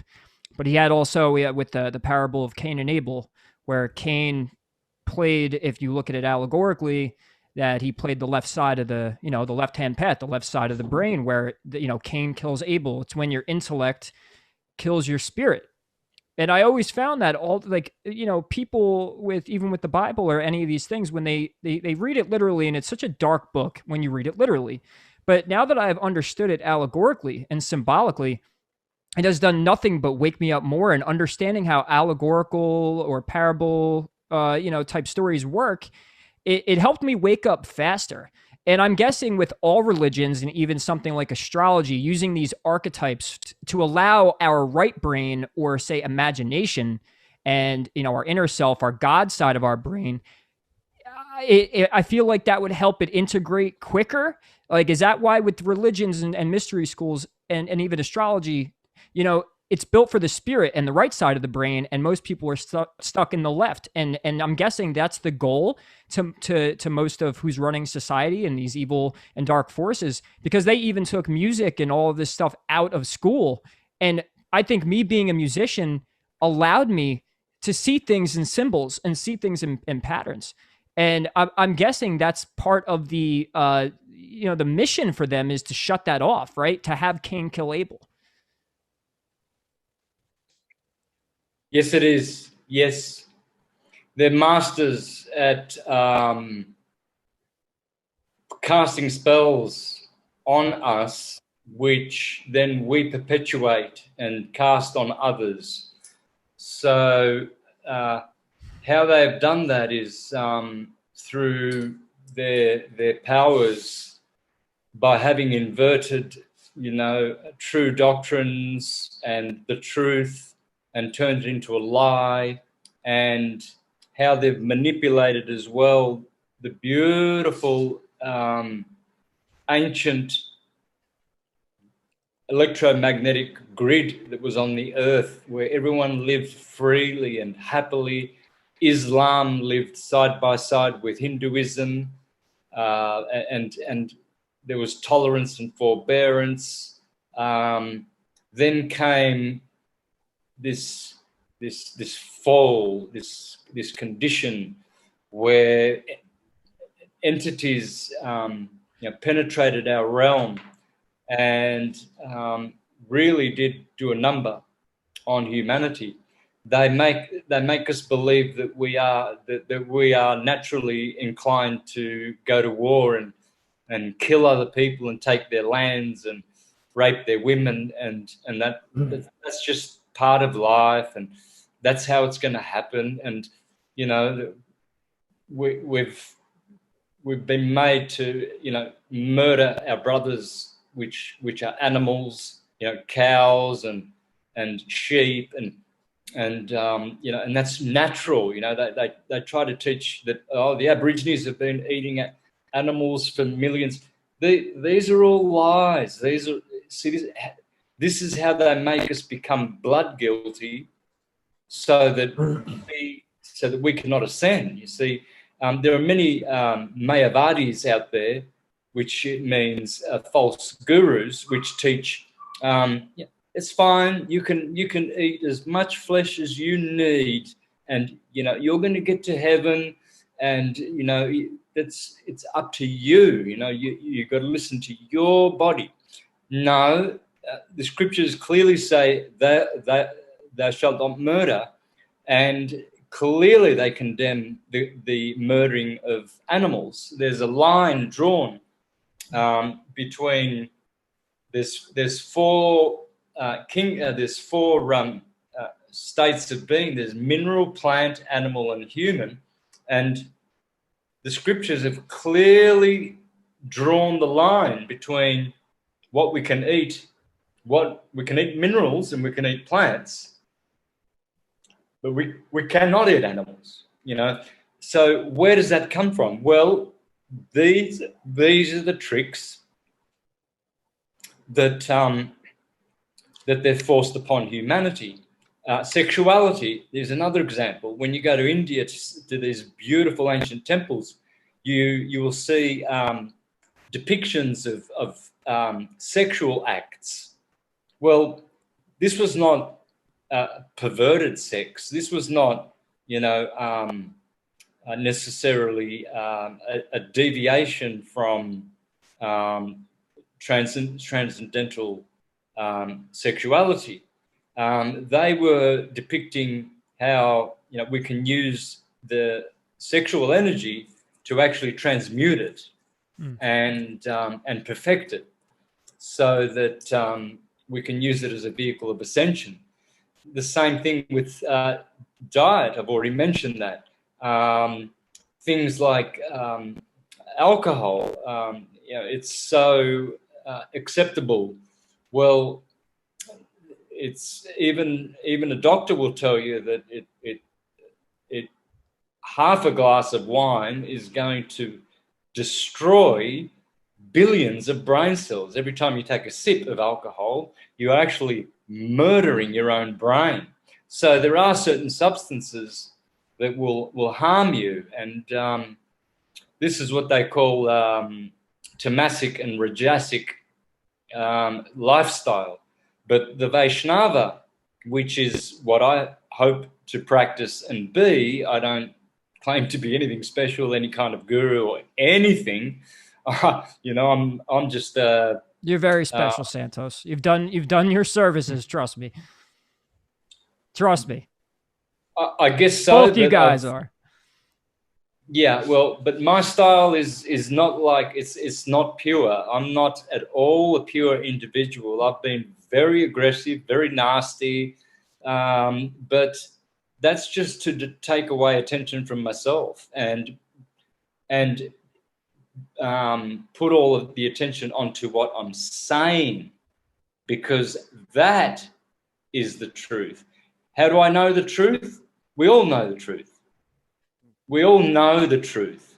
It's just that as you incarnate, if you drink, as the Neoplatonist said, if you drink of the cup of oblivion, which is a deacon of Leo, the crater, if you drink too much of this, you forget your original God nature, that you were once with God and different to God at the same time, and you become godless or an atheist, and you deny God, which is simply stupidity, because you're denying that you're actually a part of God. And so these are the tricks. These are the ways that they've got us to become liars, drunkards, fornicators, flesh eaters, which is what I call gluttony. Clearly, the Bible says gluttons will not inherit God's kingdom. A glutton is someone who will steal the life of a living sentient being so that they can survive. I mean, I have these arguments with people who say, "Oh, what about if there's only one rabbit in the wilderness, you know, and you're about to die? Well, so what? Why would you forego your everlasting life just to have one extra meal, and you're going to die in 3 days anyway because there's only one rabbit left?" What I say to people is, if instead of looking at that rabbit, you raise your eyes a little bit more, and you'll see a plant over there, you'll see another plant over there, and you'll see another plant over there. and you'll find that 99% of plants, if you know how to eat them, are edible. So you do not have to murder to survive. And so, you know, it's sometimes it's very difficult to relay this to individuals who are not awakened really and have that evolution in them. They just can't see it and they won't see it. So yeah, just to add to that, I think my role is to try to invert the lies. I hate lies. I always have. I don't know what it is with me and lies that I have such a hatred for it. Daily, you know, I dwell upon the lies in the media, the lies from, you know, the COVID stuff that's going on, and the lies that people live. You know, people on the beach here. It's a beautiful town I live in. It's a beachside town. You see on the Sunday, you see all the Mexicans are all drinking beer, all of them. They're all drunk, listening to all kinds of horrible music. It's not even music. And they're all getting drunk, and this is their happiness, you know. And what they don't realize is that their consciousness, they can't see how degraded this is. And so my role, I think what I'm here to do is to remind people that they are more special than what the world has, you know, the impression that the world has left them with. We are so great, and I just love helping people to, you know, improve their lives, their health, their mental field, their emotional field, through the knowledge that I share. I'm not offering myself as any kind of an example at all, but you know, I do walk my talk, absolutely. As we know. No, sorry, good. Said as we know. Absolutely. That's the whole point of even just what we're trying to do is to acknowledge these truths, or even just to acknowledge the lies. And when you do that and you have that sense of awareness to be able to see how you've allowed those lies to perpetuate onto you as well, it's caused you to think a certain way. It's caused you to form certain beliefs about yourself or things outside of yourself as well. And in return, those thoughts and beliefs turn into actions, and those actions have consequences.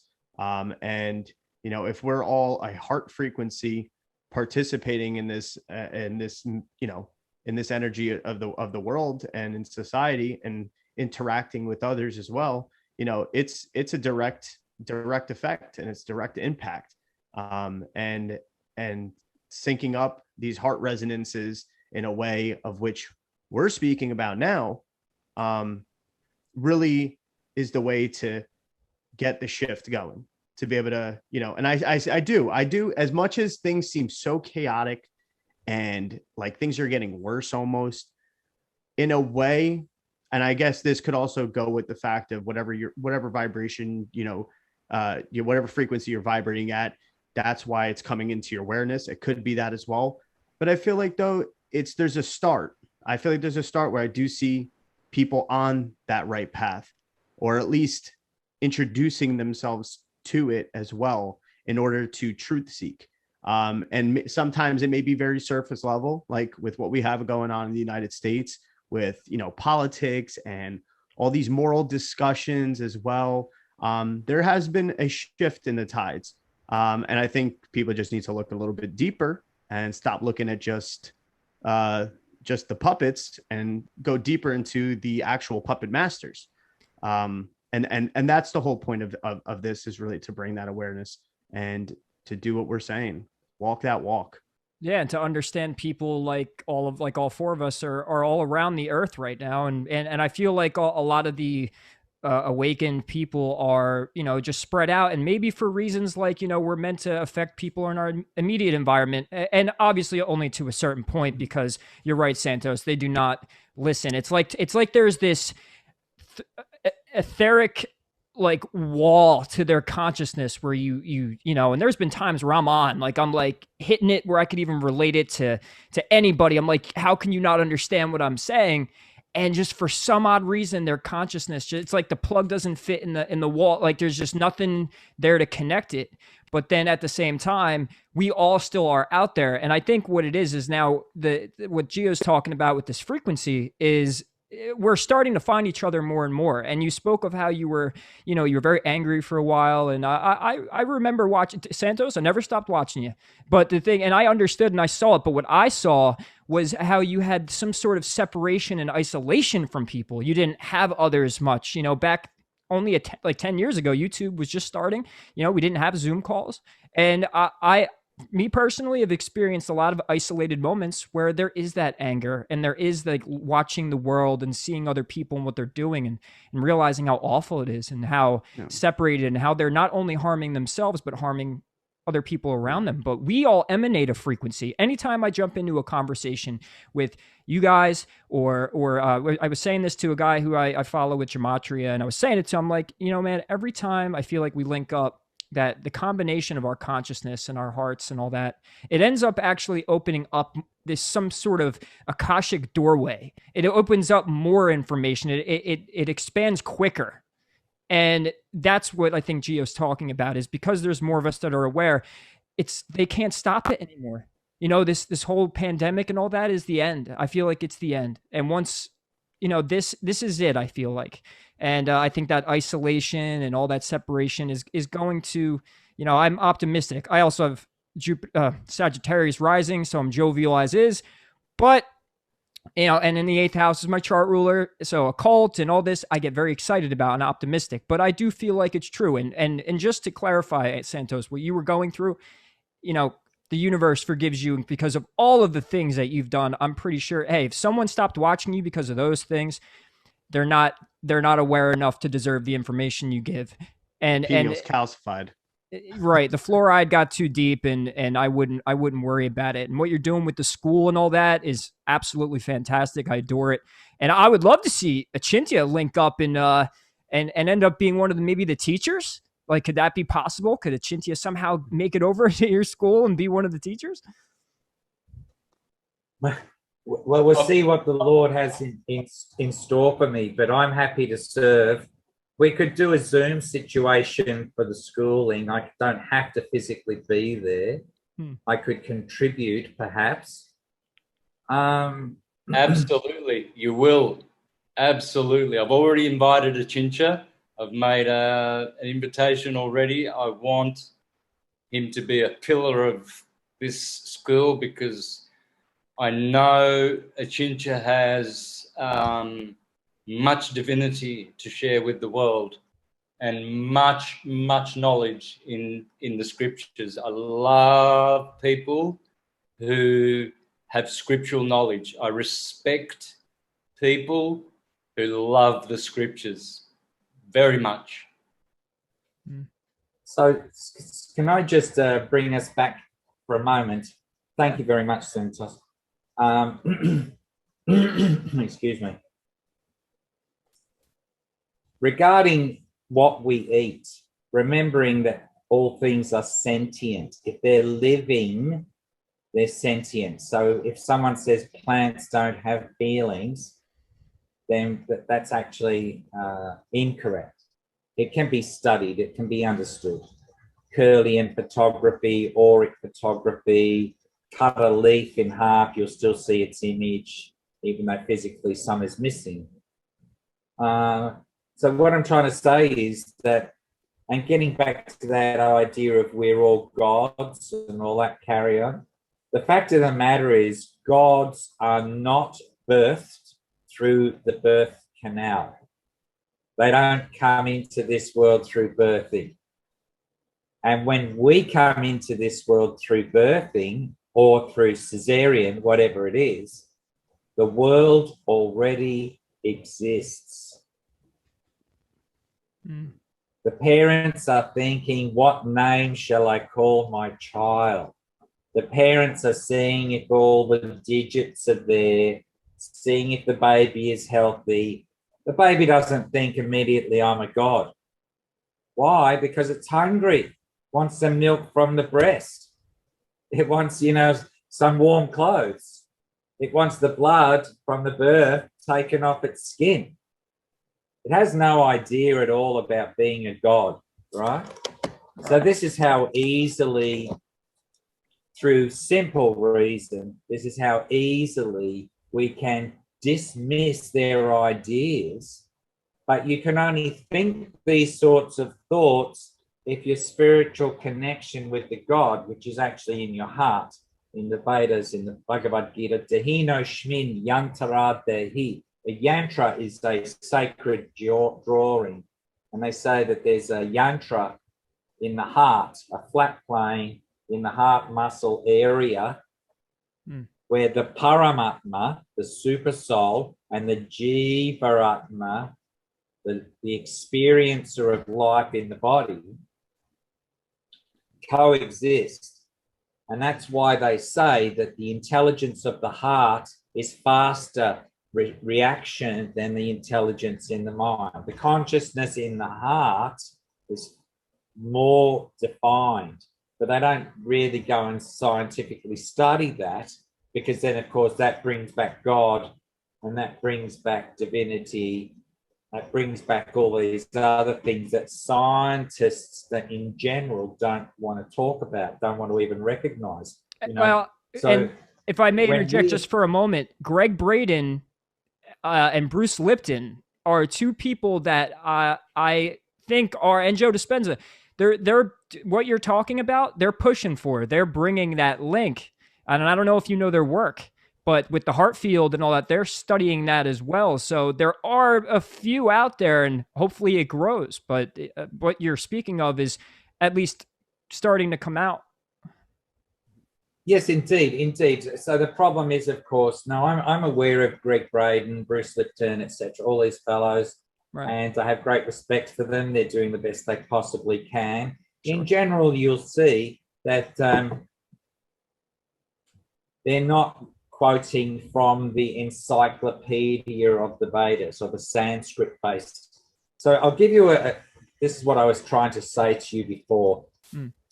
In when the gurus talk, they'll tell you, the proper realized gurus, not pretenders, they'll tell you that the Sanskrit was everywhere in our realm. Now, I'm going to just use it as an example. As an example, we could use the flat earth thing. It's a little bit more difficult to hold. Remember I said that there's a CEO and then there's a demigods, the middle management or higher management, the elite in the company, whatever. So in Vedas, they're called demigods, or they're called, I'll think of the name. But the world is actually named after these demigods. So when we reflect to Egyptian culture, Egyptian language is not all around the world.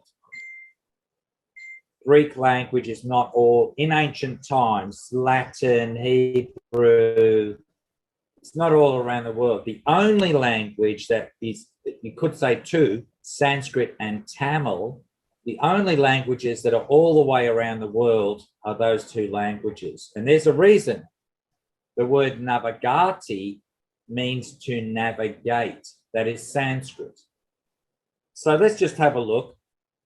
Up here in the north, we have a place, there's the UK. Up here, this is called Scandinavia. So let's just change one letter, C to K. So Scandinavia is how we call this area here, Norway, Sweden, Finland, like that. Denmark, I think. Skanda is known as the Aryan god of war. He has other names. One is called Murugan. In European, we call that Morgan or Morgana. He's the Aryan god of war, so he's also Aries. His navy occupies that. He's the only demigod in the Vedic system that has white skin and blue eyes.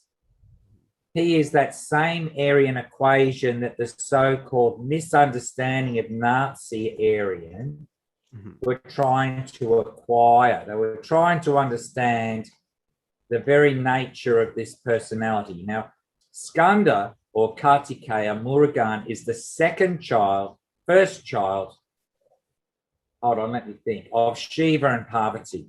The other one is Ganesha, the elephant-headed god. Now, let's just move a little bit further to the south. Let me find in the Middle East. Just one thing. I just want to ask Santos something. Because you're saying Skandas. Santos, can that be synchronized at all with like the root Italian word for like scandare, with like being scared at all? I don't know. It just popped into my mind that I'm like skanda. Yes, absolutely. Gio, you've answered the question.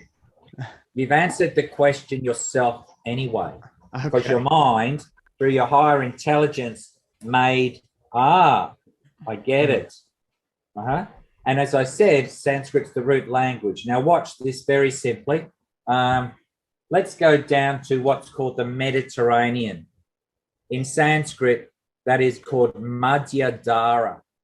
Hear the similarity? Madhyadara or Mediter. Madhyadara means Middle Earth. Now we've got North Africa and we've got the east side of the Mediterranean. So there's a country there called Syria, but they don't call it Syria. They call it Surya. Surya means sun god. So then you come a little bit further south and you've got this place called Nila or Nile. So in Sanskrit, the color blue is Nila. We may not pronounce the A and just say Nil, but we always say blue. And in French, you'll say bleu. And in German, you'll say blau. And in the Romantic, Spanish, etc., you'll say l'azur. But Krishna is the only one with blue complexion, and he's known as Nila Madhava or Nila Chela. So the biggest river in the world, the Nile, is named after Krishna directly. But no Egyptian, no Egyptologist, no hieroglyphic guy, woman, whatever, they would make that connection. So then let's have a look at what's called the Horn of Africa. At the moment, it's blurred out. It's a bit bleached, maybe the sun. It's called Somalia. Soma Chandra means the moon god. It's where that drink of immortality, that nectar, Soma juice, has been referred to. If you come a little bit further to just under Arabia, there's a country there called Yemen. But if you change the vowel, as you would in Nile, to reverse it, instead of A to E or E to A, you will have the word Yama. Yama means Lord of Death, and it's the same god as in Japan, as in Yamaha or Yama Raj, King of Death. Yamaha means can't be killed by death, Yamaha. So all around the world, the countries are named and also the geographical color codings. So we think, for instance, that the Red Sea is this gap here between Egypt and Saudi. But actually, the Red Sea is between Madagascar and Africa, and it's called Arun Odadi, where the red sun is rising or setting, Aruna. But that same word is here in Australia. In Queensland, it's spelt with a U, A-R-U-N-A. In South Australia, it's A-R-O-O-N-A. For instance, the southern tip of India, where are we here? This is called Kanyakumari. And if we look, turn over to here, but Borneo, where's Borneo? Oh yeah, Borneo. Kalimantan. That's my kratom comes from there. What does? My kratom. Okay. I drink a leaf from that area of the world. Borneo is one of my favorite kratom strains. The most beautiful plant ever. So just saying. So that's me called too. Kaliman. All right. That's cool. Every day I take kratom. Every day. I was about to make myself a cup as we speak. I had mine before. I snuck it in. It's so beautiful. Oh yeah. That's so okay. awesome. So what I'm saying is, from the southern tip, this is called Kalimantan. Mm-hmm. And if you go over to Africa, it's called, over here, you call it Kilimanjaro, but actually it should be Kalimanjaro. So Kali worship and Shiva worship is everywhere on the earth. If you look at the word Sumerian, you've got the word Meru, then you've got the word Su, auspicious Meru, and then you've got the word Aryan again. Those who are pure in their God consciousness, who worship the central electromagnetic mountain, Meru. And in Australia, again, where's Australia? Yes, where is it? Down here? Oh, on the west coast of Australia, there are two places called Meru. If you go to New Zealand, there's a place there called Rama Rama in the North Island. Then in the South Island, there's a place called Hari Hari. There's also another place there called Kumara. Now let's have a look at the word Tartarian.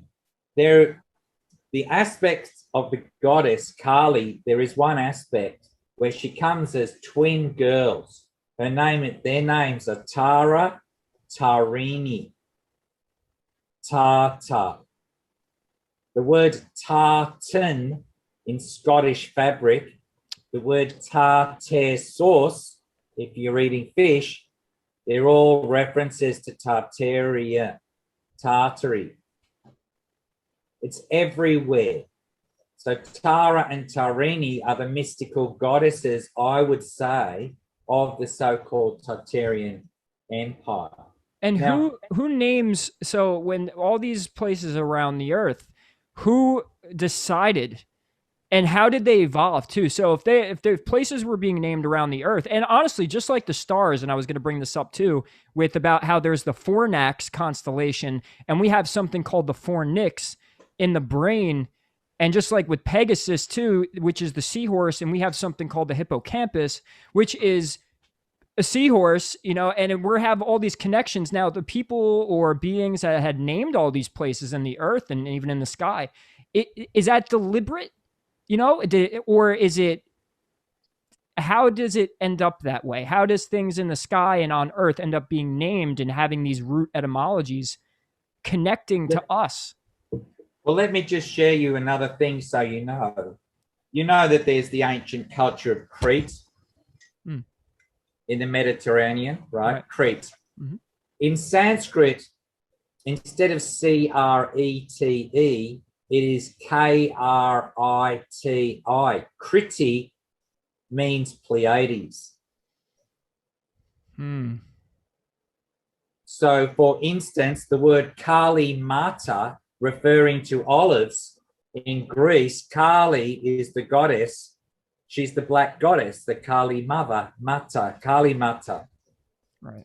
So everywhere you're looking, if you look clearly, the island of Rhodes is actually the island of Radha, Krishna's girlfriend, past the feminine aspect of Krishna, the Godhead. So what I'm trying to say is that around the world, completely, this was they were called the Navagatis, the navigators, and they were all Sanskrit or Tamil. So when you hear the word ahoy, most people say, oh, that's Englishman talking to another sailor on the sea. No, that's Tamil. It's not. So getting back to round this right out, Sanskrit-based language is for the Vaishnavas, and Tamil language is for the Shaivites. So when you pronounce it, even though they're the same words, in the pronunciation, some people will say Tamil is a little harsher than in the Sanskrit. Sanskrit, I'm not an expert. You can look on my channel, on my YouTube channel, the Sacred Space Project, and see one man there. His name is Dina Anukampana Das, and he can pronounce Sanskrit absolutely perfectly. And again, he's self-taught. So I think that, what's it called? Autodidactic, self-taught. I think these sorts of things are imperative to understand, that it is up to you to become self-realized. You know, it doesn't say group realization. This is the science of group realization.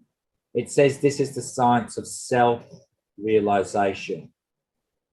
So that's the actual point that we should be understanding. We can't be what's called a chuggy baba. Chuggy baba means a false renunciate. Oh, I renounce ladies. Oh, I renounce this and then that and the other thing. Because you have to have a higher taste to replace something. You know, so someone's addicted to, say, heroin or something, they have to have a higher taste. And so, getting back to that point of what I was saying before, we are not the gods. Our interest should never become, I'll become a demigod.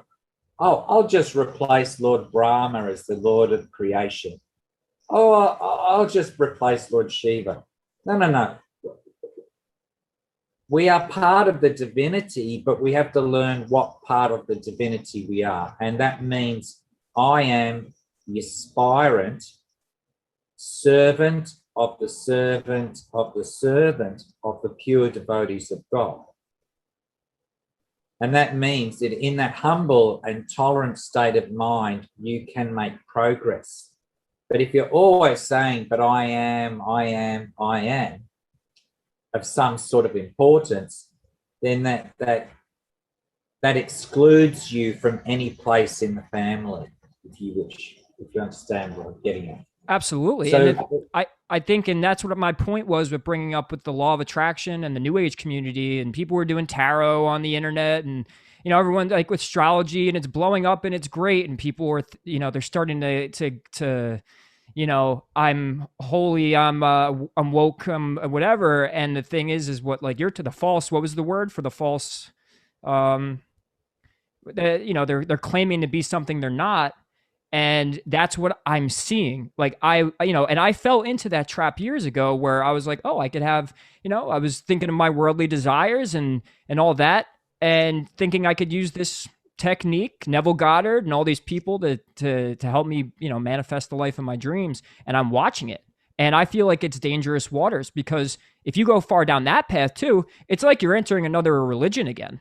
It's all it is. You're just going to worship yourself, actually, instead of you know, like you're saying, ego-based, right? Ego-based religion, right? Yeah. I also think, once again, people are seeing it surface level, like just with anything else. Like we're talking about, you know, the importance of scriptures, you know, the Sanskrit and all that, and understanding even just the etymology. You know, that's another thing. It's like, I think a lot of people dismiss those being the actual things to look at for teaching, because maybe some people realize the amount of mishandling of the information has been, and we don't necessarily sometimes have original text or anything and stuff, like, you know. But going into it deeper, you can end up seeing like how even you're doing, Achintya, and even how Santos does it, especially with the etymology and the allegorical sense of it and everything. You can pick these out, but you have to really look. You have to go into that. And I think people gloss over that. They gloss over it in a way where it's like, once they again, see the shiny circle. object. They see the shiny. They see the thing. Ooh, that's not self-realization. That's self, you know, indulgence, or so along the lines of just absolute opposite of what you're speaking of. Mm-hmm. So we have to, if we're going to eat an orange, we have to stop for a minute and say, my dear Lord, I would like to participate in this orange, but you have to offer it back in devotion before. You can make a nice preparation and say some prayers. My dear Lord, I make this offering to you, and I will partake in the remnants. So, for instance, people may say, why do you offer an orange or an apple to God? He doesn't need anything. No, God owns everything. So when we do what's called lovering, in a loving motion, we're making the offering back. Say your father or your mother drops something. You don't pick it up off the ground and stick it in your own pocket. You say, oh, Mom, here's your purse. Here's your wallet. Here's your key card. Here's the keys to your house. You give it back to them. And that's actually what we should be doing to everyone. If you find someone's wallet on the ground, you try and give it back to them like that. So everything that we're consuming is actually already, I can't make a tree grow. I can see where the fruits are falling. I can pick one off. But if I just eat it, then I think I'm the proprietor of that. But if you stop for a minute, what you're actually doing is you're making it karma-free when you say, my dear Lord, please accept this offering. I don't have very much to offer you currently. But you give it in love and devotion. Then after a few moments of that meditation, then it becomes what's called karma-free energy. I added the word energy on the end. So everything, if I lose my remote control, if I lose my car keys, I don't stress and go looking for them. This is what I do. I go, my dear Lord, you know where everything is in this creation. I seem to have lost or misplaced my car keys. I have imperfect intelligence. I don't know where everything is. Can you please assist me? I will find those car keys in seconds because I've given up that proprietorship thinking I am the center. I am not the center of anything at all. That's so true. I could be classed as the center of my own ignorance. That actually is to take a humble position and to realize that there's super management in this creation. And if you want to understand how this is all working, go, Ray.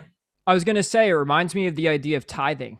And I think that's another, misconception, and even in the religious world, where people think tithing is giving the church 10% of their money.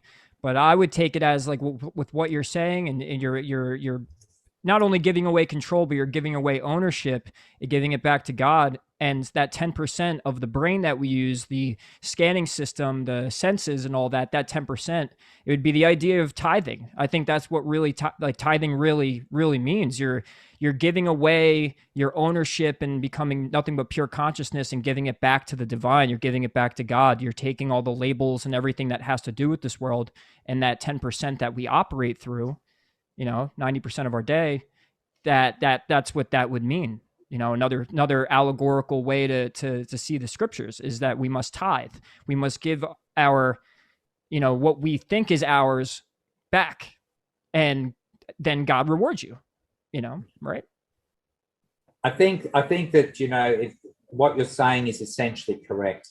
My problem with tithing is there are many shallow people who take shelter in religions, and still there are impoverished and homeless people. Yes. So the tithing should be the 10% where you're actually doing works in community to directly influence the changing, and not giving the monies to someone else who may not even be as advanced on the process as you, and they're saying, I need a new gold ring on my finger, I need a better car, and all the rest. So tithing is very important, but what I'm getting at is you need to perhaps unless you can see who it's a saintly person who's actually managing that money properly and not taking any for himself, except the most basic to maintain. It's like creating the fishes and the loaves to feed the 5,000. It's like for everyone else, it's not for the self. I don't know if you know this, but when the Hare Krishnas have huge feasts, they sometimes feed 5,000. Their record is over 1 million people at one sitting. But if you physically go and serve the food as the people come with their plate, and you put whatever rice or sabji or sweets, whatever it is, what actually happens is if you're serving nicely, you can't eat yourself. You're already satisfied. You actually get internally satisfied by the divine. So people are thinking, oh, I've served the prasadam or the Krishna's mercy. I did that for so many years. They're thinking, oh, I don't do that anymore. But actually, if you keep eating, you will get fat. You will become overweight, etc. Because so many things in vegetarian cuisine is very delicious. But the idea is to actually say, is anyone hungry? You actually should go to your front door and say it loud enough. So if someone's, once upon a time, we used to be neighborly and invite people into our homes. Perfect strangers. That was actually once upon a time. Now it's not like that. Because I've got 5 deadbolts on my door. Because I'm really living in fear and not in bliss. I'm not in Ananda. Is that part of the Kali Yuga? That's a theme in the Kali Yuga, is it not? Is that when we say these things, like in what you're talking about, if people have forgotten, they've went to sleep and they're disconnected. I mean, I hear you speak of the Iron Age and the Kali Yuga all the time. And is that built into the binary? Is it kind of like, hey, even though we're disconnected and a lot of us were asleep, is it part of that divine story that to be asleep and to be like this, was this disconnection written in God's script? In my opinion, I think that the Kabbalah and their nonsense activities of fear and loathing and distance and paranoia and all this and self-gratification, I think that they're the ones who have created this polarity of how things, I've said this before, you may know your friends, but do you know the lady or the man next door?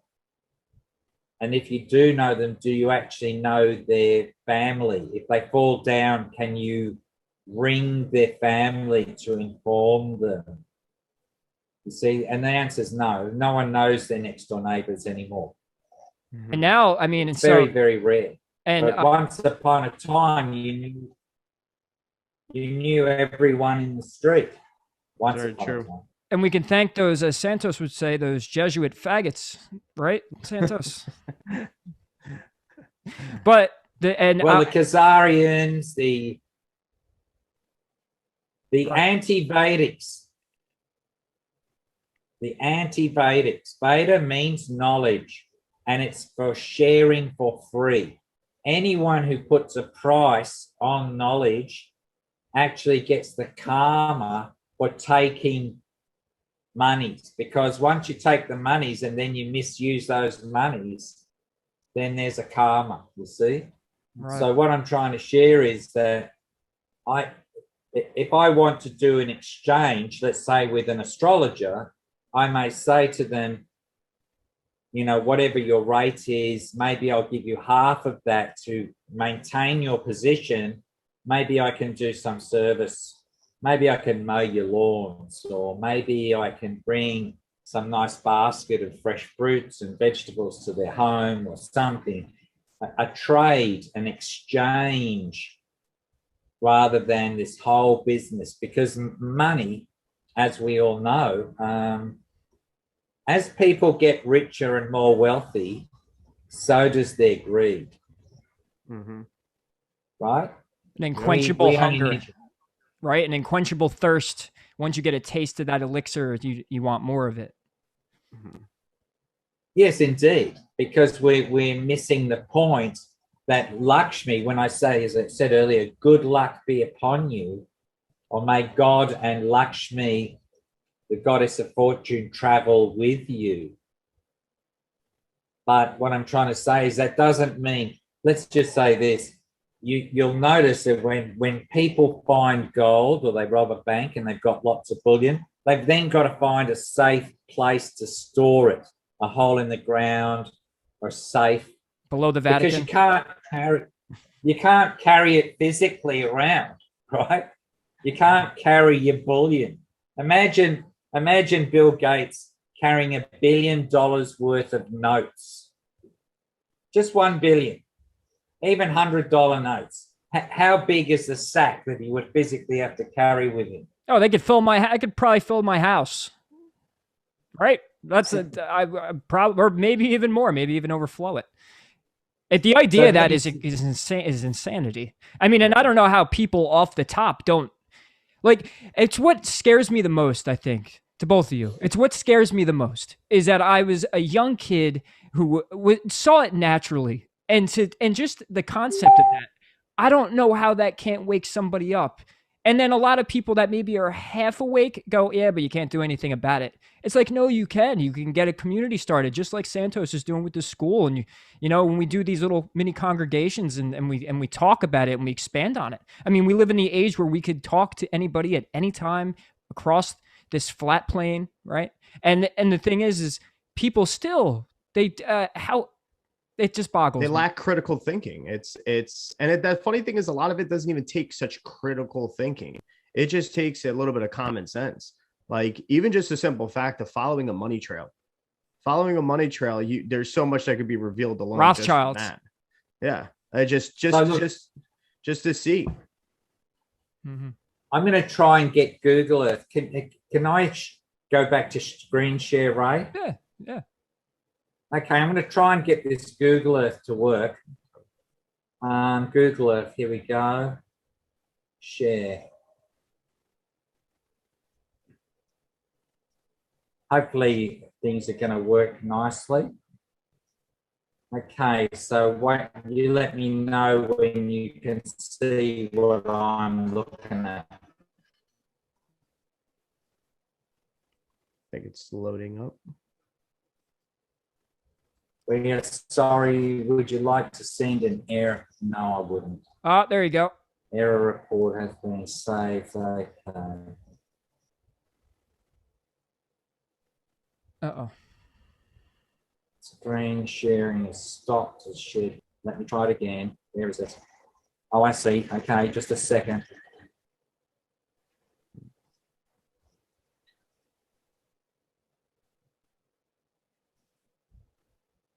As we're waiting, Santos, I was on Ken Miller's Live again the other night. I keep throwing you at him.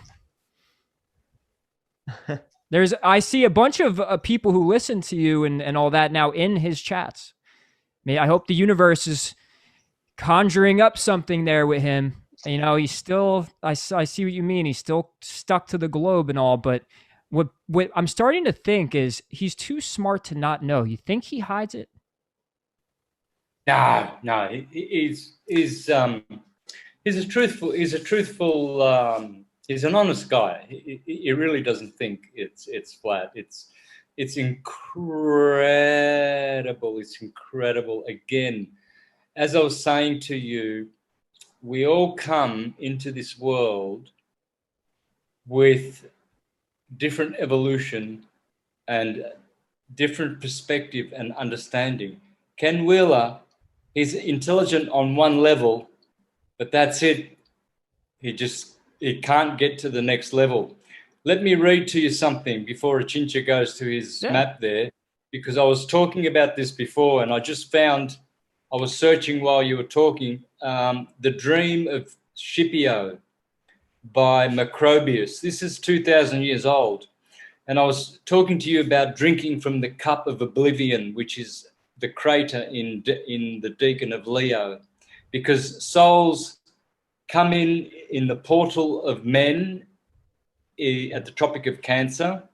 And then they go down those signs all the way down to Capricorn, and they leave at the portal of gods at the Tropic of Capricorn. And this is, have a listen to this. This is in the dream of Scipio.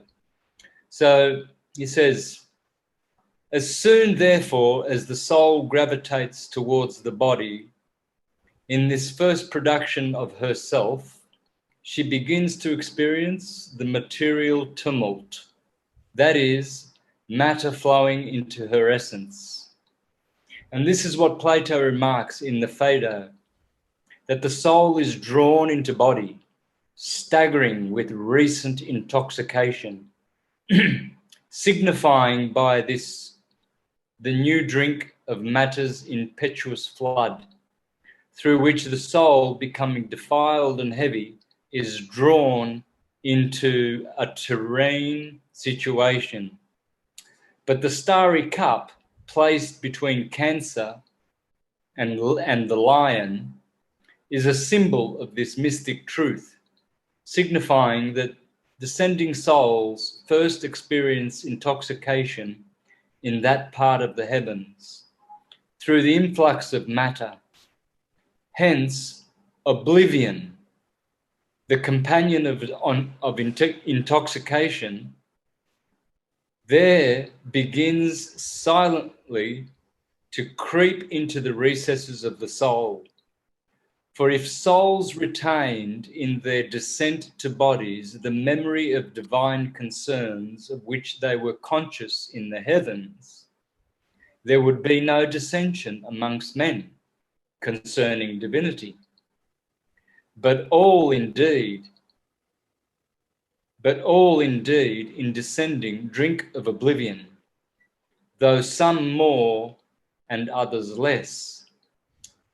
On this account, though truth is not apparent to all men on the earth, yet all exercise their opinions about it, because a defect of memory is the origin of opinion.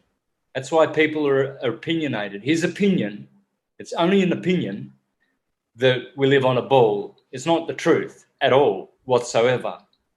Why? Because he's intoxicated. He drank more than I did, for instance, because I remember and I know that the earth is flat because that's the truth.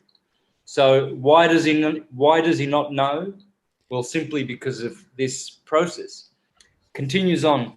But those discover most who have drank least of oblivion, because they easily remember what they had known before in the heavens. Hence, that which is called lectio by the Latins is called by the Greeks anageis.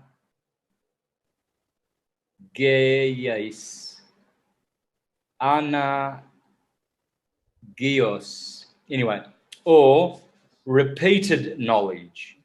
Because when we learn any truths, we recognize what we naturally knew before material inflection, rushing into the body, had intoxicated the soul.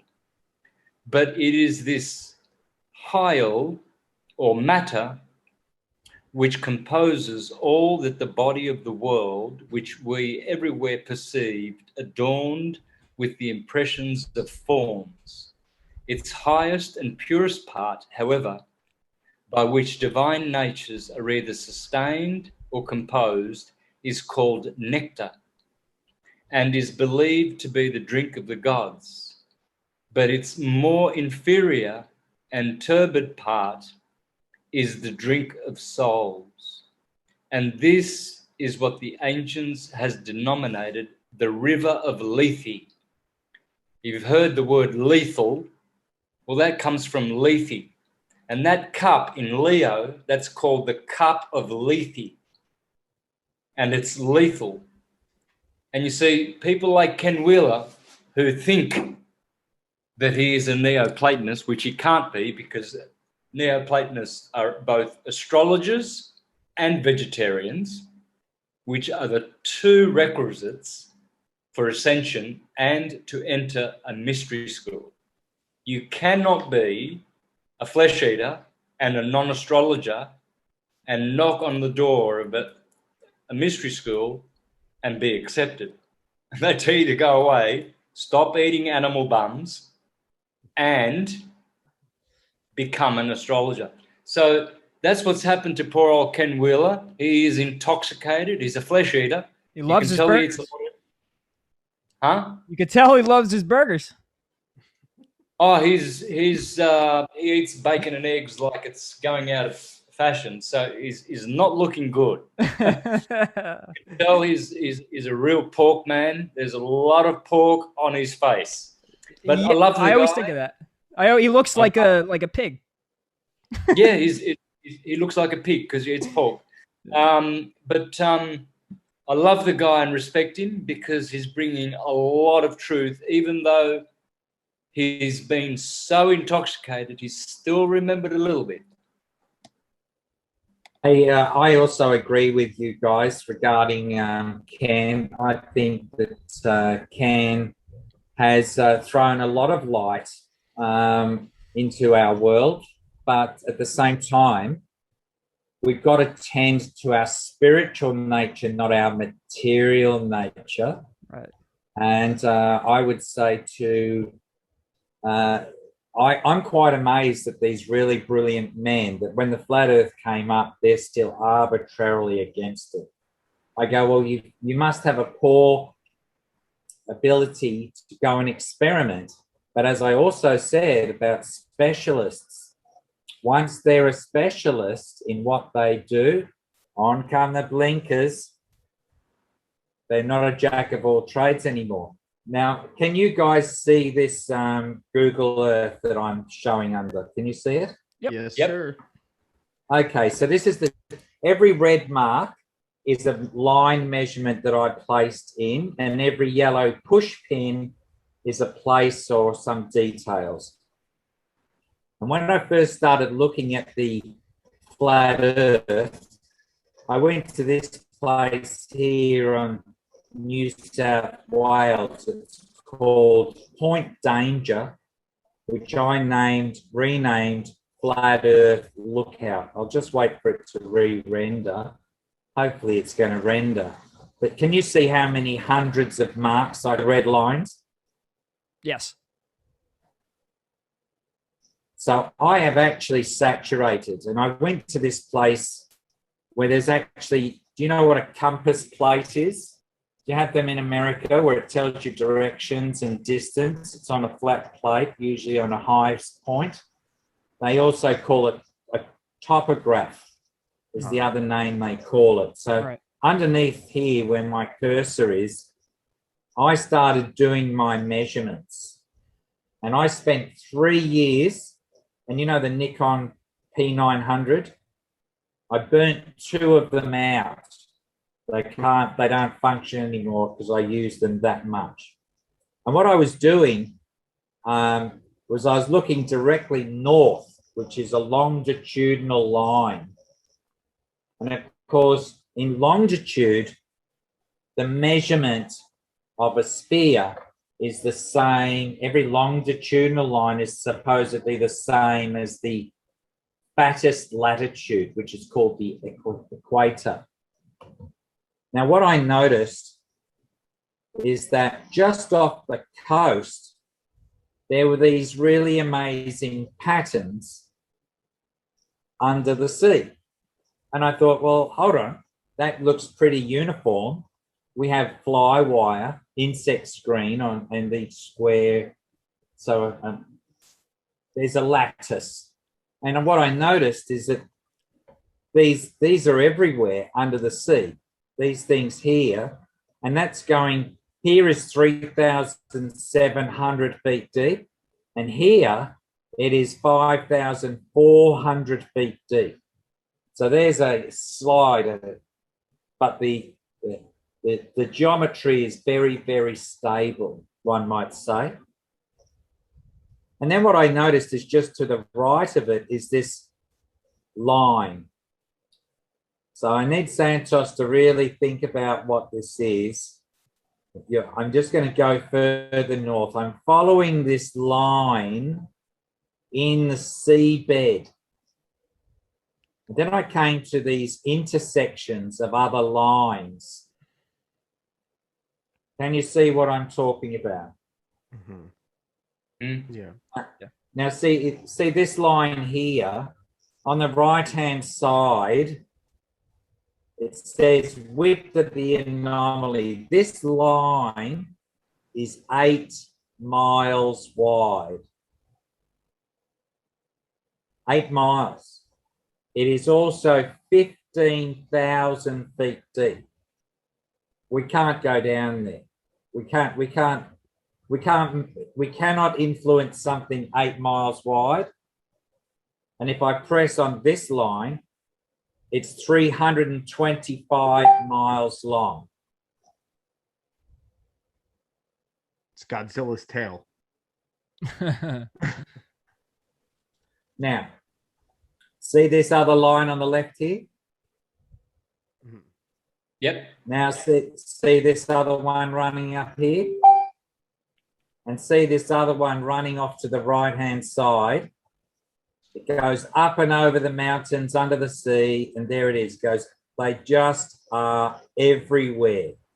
That one is 8.57, sorry, nautical miles. So it's 7.4 nautical miles, this one, and or 8.57, nearly 14 kilometers. Now let's have a good look, because I'm going to take you to a place on the north side of South America. So I just rotate this. Let's go there. We'll go this way. And see every one of these measurements, these polygons, etc. I've been looking into what's under the sea. And this is the point I'll make. Now become aware, I'll just press north to center it, of what truly is under the sea. See what's actually happening. The track goes here and they're going to turn left, and then they turn left and they come back on themselves.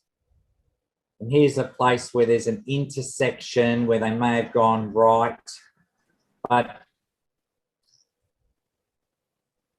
further here, see that's someone's done a U-turn, they turned back on themselves. But see, I was following this line. Right. Can you see what I'm saying? Showing you? Yep. Yep. Well, this is evidence of the people in Pataloloka mining the ocean floor. This is not our activity. We cannot do this. And just to be devil's advocate, how can one say that it's you know, I mean, obviously that's clear as day that that's not any sort of natural phenomenon like water erosion or something, but maybe some of the other ones like. So ask the question of yourself, right? Are they going to Photoshop this stuff out and leave the tracks behind? Or is this the soft sand that you'd expect to see the whole sea bottom? Because there's no current stirring up the sea bottom. The currents are where the temperature is changing at the surface of the water, and maybe a little bit below. There's what's called the conveyor. The company De Beers, who they mine diamonds in South America. And the furthest depth they can go is 450 feet. They have a ship and it's got an umbilical connection, and they can actually mine the sand and drag the diamonds out of the sand. But look at this measurement. This measurement is 8.6 statute miles. From here to here, that's miles. So in this area alone, and also if you know how, do you know how a bulldozer works? You know, bulldozer or anything with tracks on it? Yes. If they want to turn right, they put the brake on and they let the other motor go around. And that's what you're seeing. You're seeing a sharp inside turn and a radius turn on the outside. But the whole world, this is just one area. This whole area is a complex, but these are all over the world. So look at the way that this machine, it couldn't do that really sharp turn. What it's done is it's gone that way and then turned around on itself. Huh. Now, I've shown this sort of data to people who run excavation machines, and they go, that's exactly how it works. And the other thing is you'll have these intersections. That's not a good one. Let's have a look at this one. See, that is absolute evidence, in my opinion, that there's mechanical devices.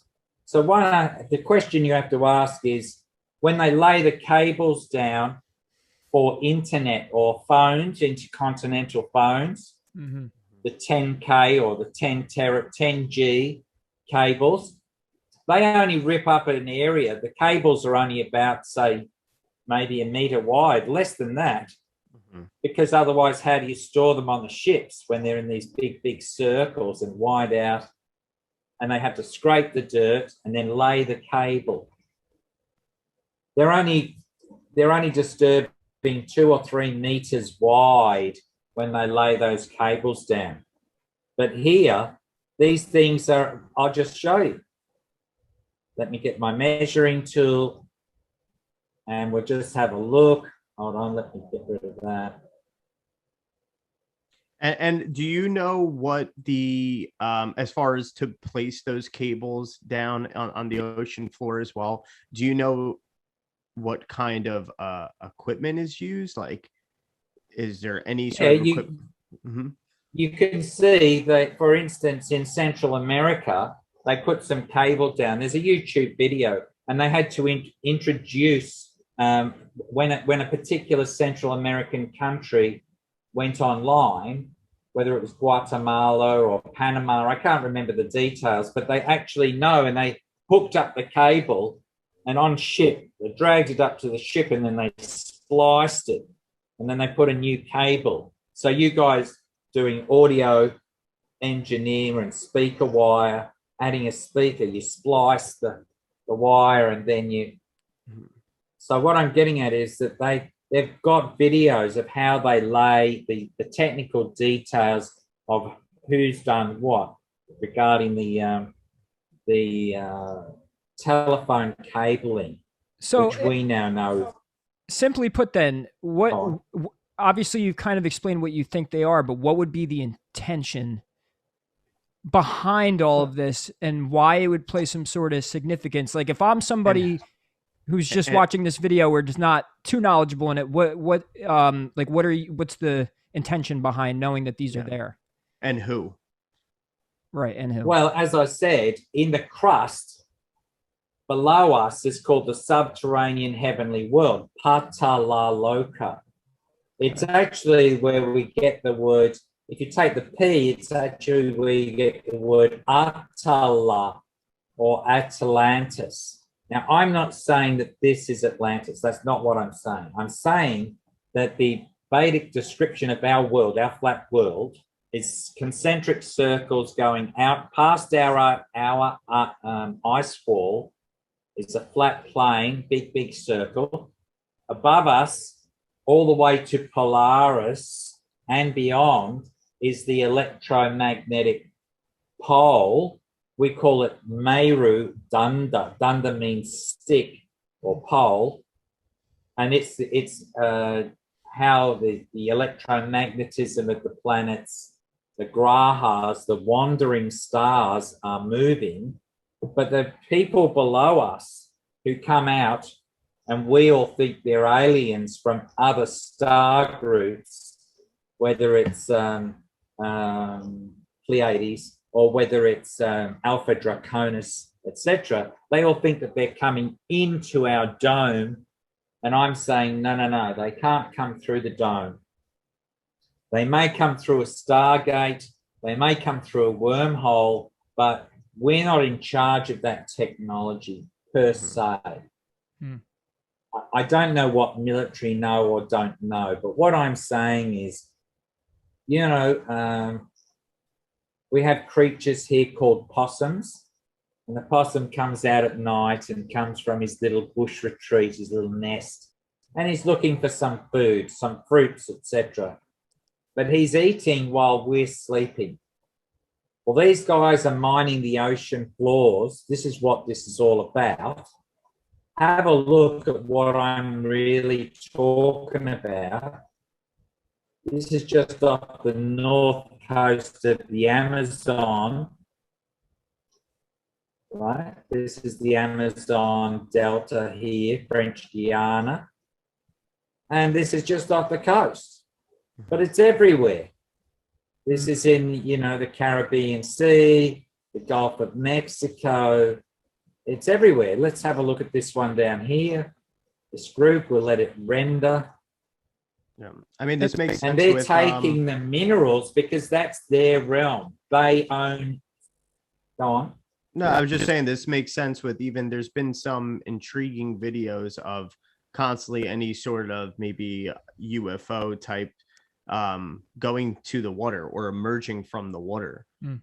Yeah, they're called they're unidentifiable submersible objects. They're called UAP is another name.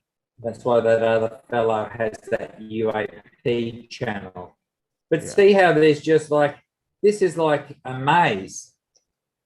You've seen all those mazes, like in The Shining. Well, this is huge. We're talking about something that line there, this one here is 108 miles long. Now, there's something else I want to share with you. Google Earth is a flat Earth map. And how you can prove it is if you go and get those goggles, what do you call it, the virtual reality goggles? And then you plug in Google Earth. Every single time you look, everything is flat. The virtual reality of those goggles will show you proof positive everywhere is flat. Now, there's another way to do this. Let's have a look at this line here. This line here, we'll just press it. That's 106 miles long. Now, if you use the right-hand clicker, it tells you that you can cut, copy, delete, rename, but have a look at this. It says show elevation profile. And that's what comes up. Now watch my cursor. See how below my cursor it says 0 feet? Yep. Well, it's not reading the ocean floor. It's reading the surface of the water. So it's not even anyone giving can do a number. Anyone can do this. Anyone at all. So from 0 feet, 0, that's what I started the measurement. And we can run across this cursor. And that elevation of the water is, here's that red box. See the red box? 0.00 feet. So there's 108 miles of absolute flat water in the middle of the Atlantic Ocean. Oh, that's right. Okay. Wherever it is. Right. Now let's have another understanding. I'm not sure if I can get past this. See this little box of data here? Now watch what happens. I'll see if I can just go there.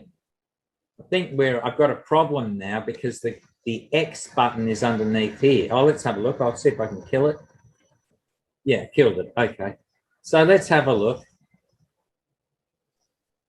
See these sponsors? These are the sponsors for the images. Down there, in the white area here, see US Department of State Geographer. Can you see that data in the bottom, in the white text? Okay, let's have a look over here. Gonna have a look here. See the word Copernicus has just come up? Oh, it's Santos's favorite word.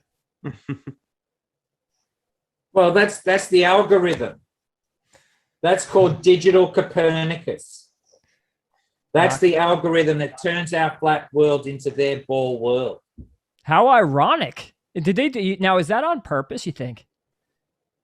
It's in plain sight, Bubba. As they do everything else. Wow, it's crazy. So my point to you is, right, now you need to think about what I'm saying here, right? I'm saying to you that you can use Google Earth. All the measurements are true on Google Earth, as in distance and depths of the ocean and everything else. But hidden in plain sight is extraterrestrial activity. Extraterrestrial not meaning from another terra, another planet, but actually from this one underneath our oceans, out of our sight. The same, and watch this, just so you know.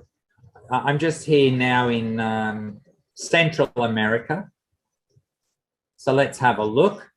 And let's have a look at all these places. This one is called Lake Atitlan. So to find the place Atlantis, just put TIS on the end of that word. Lake Atitlan, Volcan Atitlan. Central America is the place called Atlantis. Atlandesh. In Sanskrit, we would say Desha. Now, the difference between T and D cannot be seen because when I say T and D, it's where the tongue touches the back of the teeth. Atlandesh. So if we say the word Bangladesh, it means the Desha, the place of the Bengalis, the Bengals. Atlandesh, or in the Greek, Tis, means the place of the Atlans. And that's why you have the Atlantic, Atlandesh, ocean, or Prasagara.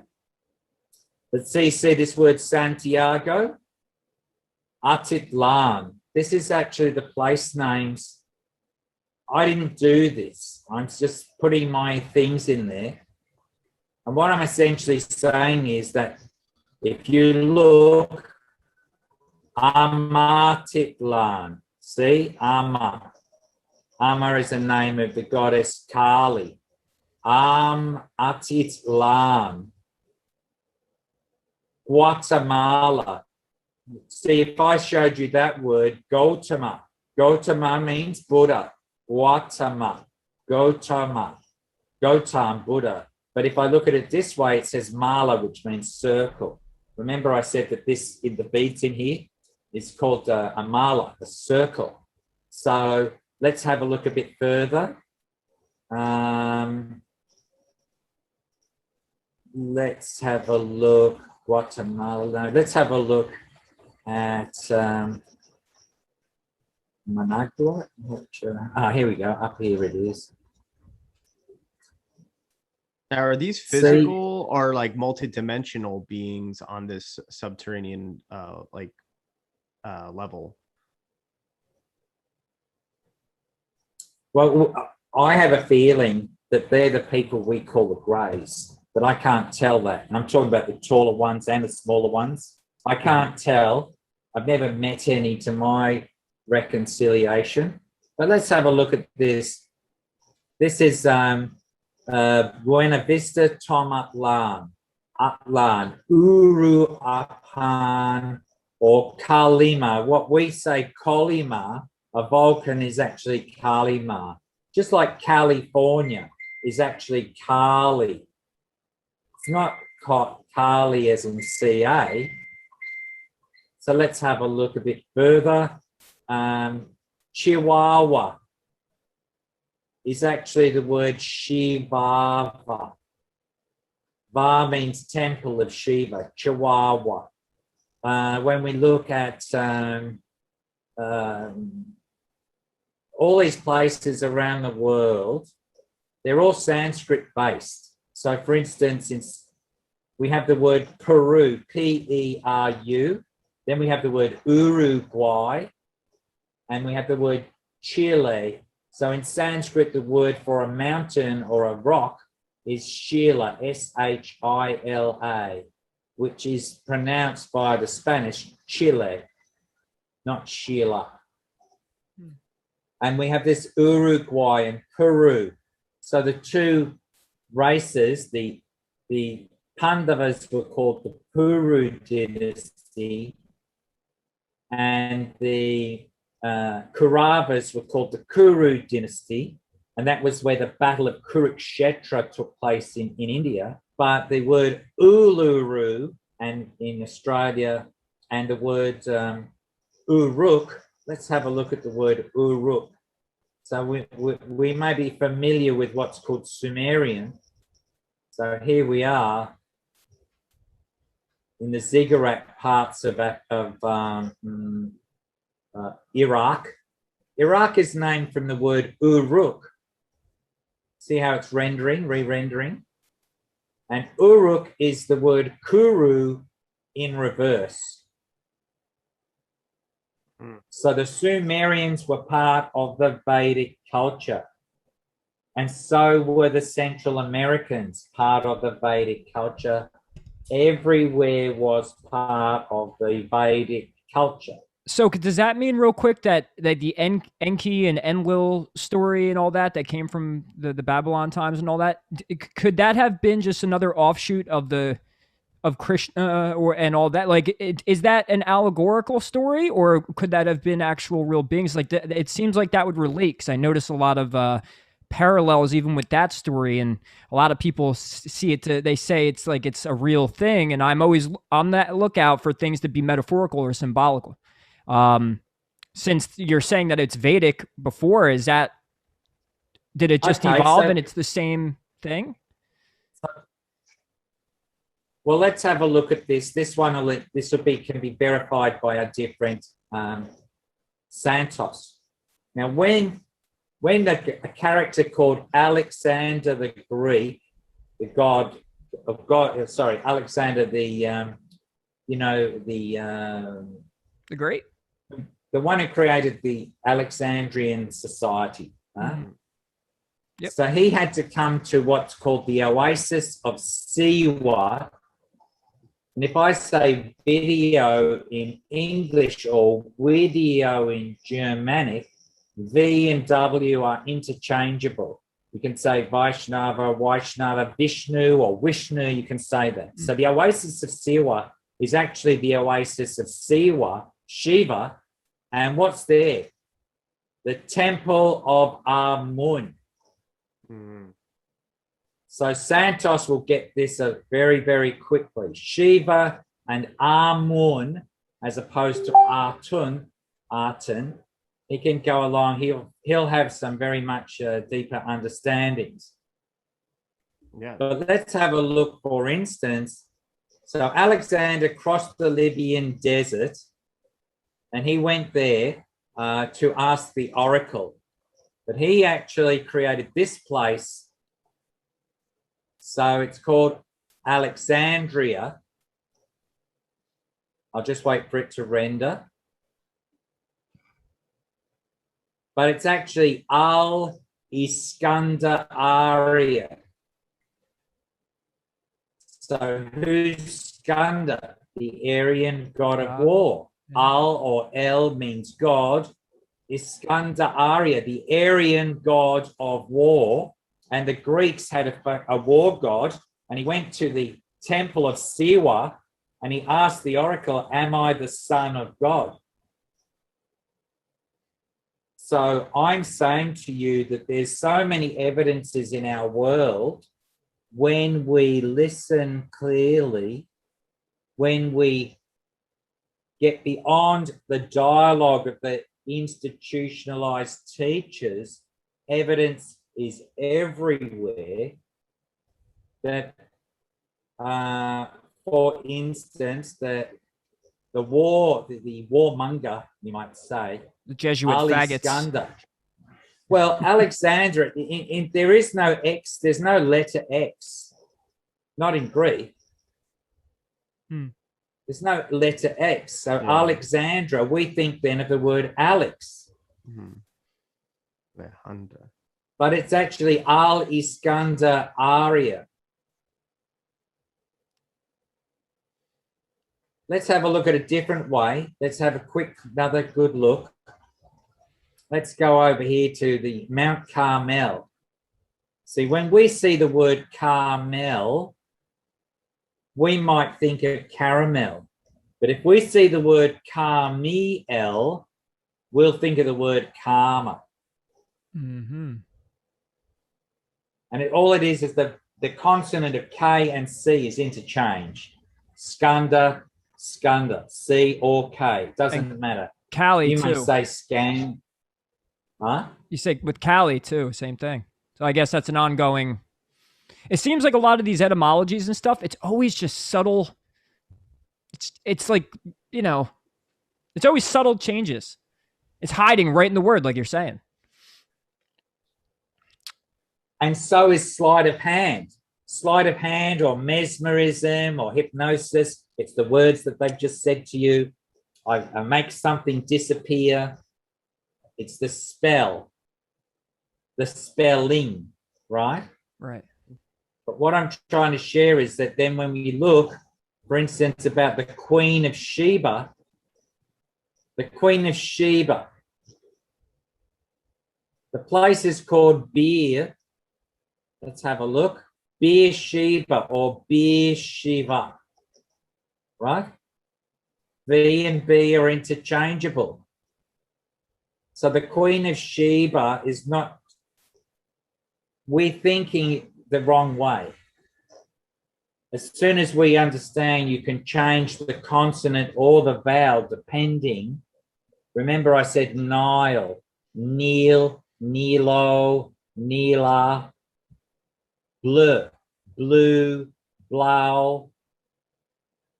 When I hear all, I think of the Masons too. Does that have something to do with it? Red and blue, kneeling. They the, have a, you know. my opinion is that when British people in English language, there's Norse, Saxon, Norman, Brittany, Normandy, Saxony, Viking. There's all these languages, French, etc. So depending on how versed in English you were as an explorer, you would then misspell things. So if you got to India, you'd say Bombay instead of Mumbai. You'd say Peking instead of Beijing. So really where it's actually not a contrived disturbance. It's actually the lack of understanding of the English language from the very explorers of Captain Cook, Matthew Flinders, and all the rest of them. And I'd say the Dutch people had the same problem, whether it was Van Diemen or whatever. These guys went around the world meeting foreign language people, but they didn't have a basic knowledge of Sanskrit. They had the material language of English. Now, I'll just show you one other thing while we're here, because I know we'll have to go sooner or later. We could talk all day. This is the island. This is the island of Thera. And look at its other name, Kalisti. Kali. Kali. Yeah. See that? Right. The most beautiful one. That's the actual translation in the Greek of Kalisti, the most beautiful one. And she's Lord Shiva's wife. She's his consort. So she is very attractive. She's not the most beautiful. That is Radharani. But let's just show you something. They say that when Santorini blew up, that's when Moses crossed the Reed Sea. The Reed Sea is the Nile Delta. And what happened was that the water separated. And when a tsunami comes, what actually happens is that the water retreats from the beach. And then when the soil becomes hard, the beach sand becomes hard. So now you can walk on it. But then later on comes the wave. So let's have a look. So they reckon that this Santorini, when it blew up, the explosion went 20 miles into the sky. So in the stories of Moses, it says that you could see a pillar of smoke in the day and a pillar of fire in the night. So here's the Reed Sea down here on the delta of the Nile. That's actually what it's called, the Reed Sea. And here is the explosion. Let's have a look at what this says. 429 miles from there, from Thera to this circle. This circle is going in all directions, right? So if they crossed the Reed Sea, they could see that 20-mile explosion at a distance of 429 miles. Does that make sense? Wow. Yeah. But if they were crossing the Red Sea, which is supposedly here, then of course that distance is far, far greater. Let's have a look. What's the distance? Hold on. I think it's that one. It's 1,200 miles or nearly 2,000 kilometers. So what I'm trying to say is if they were crossing the Red Sea and they were still seeing a column of smoke by day, because once the sun's out, you can't see the volcanic red. But as soon as the sun's gone and the sky darkens, then you'll see the redness of the explosion. And what I'm getting at is that the story of Moses is actually telling you the world is flat. That's primarily what I'm getting at. Wow, it's fascinating. Wow. So there's the island of Crete. And here it is, Crete, Pleiades. And have a look at this just as another thing under the sea.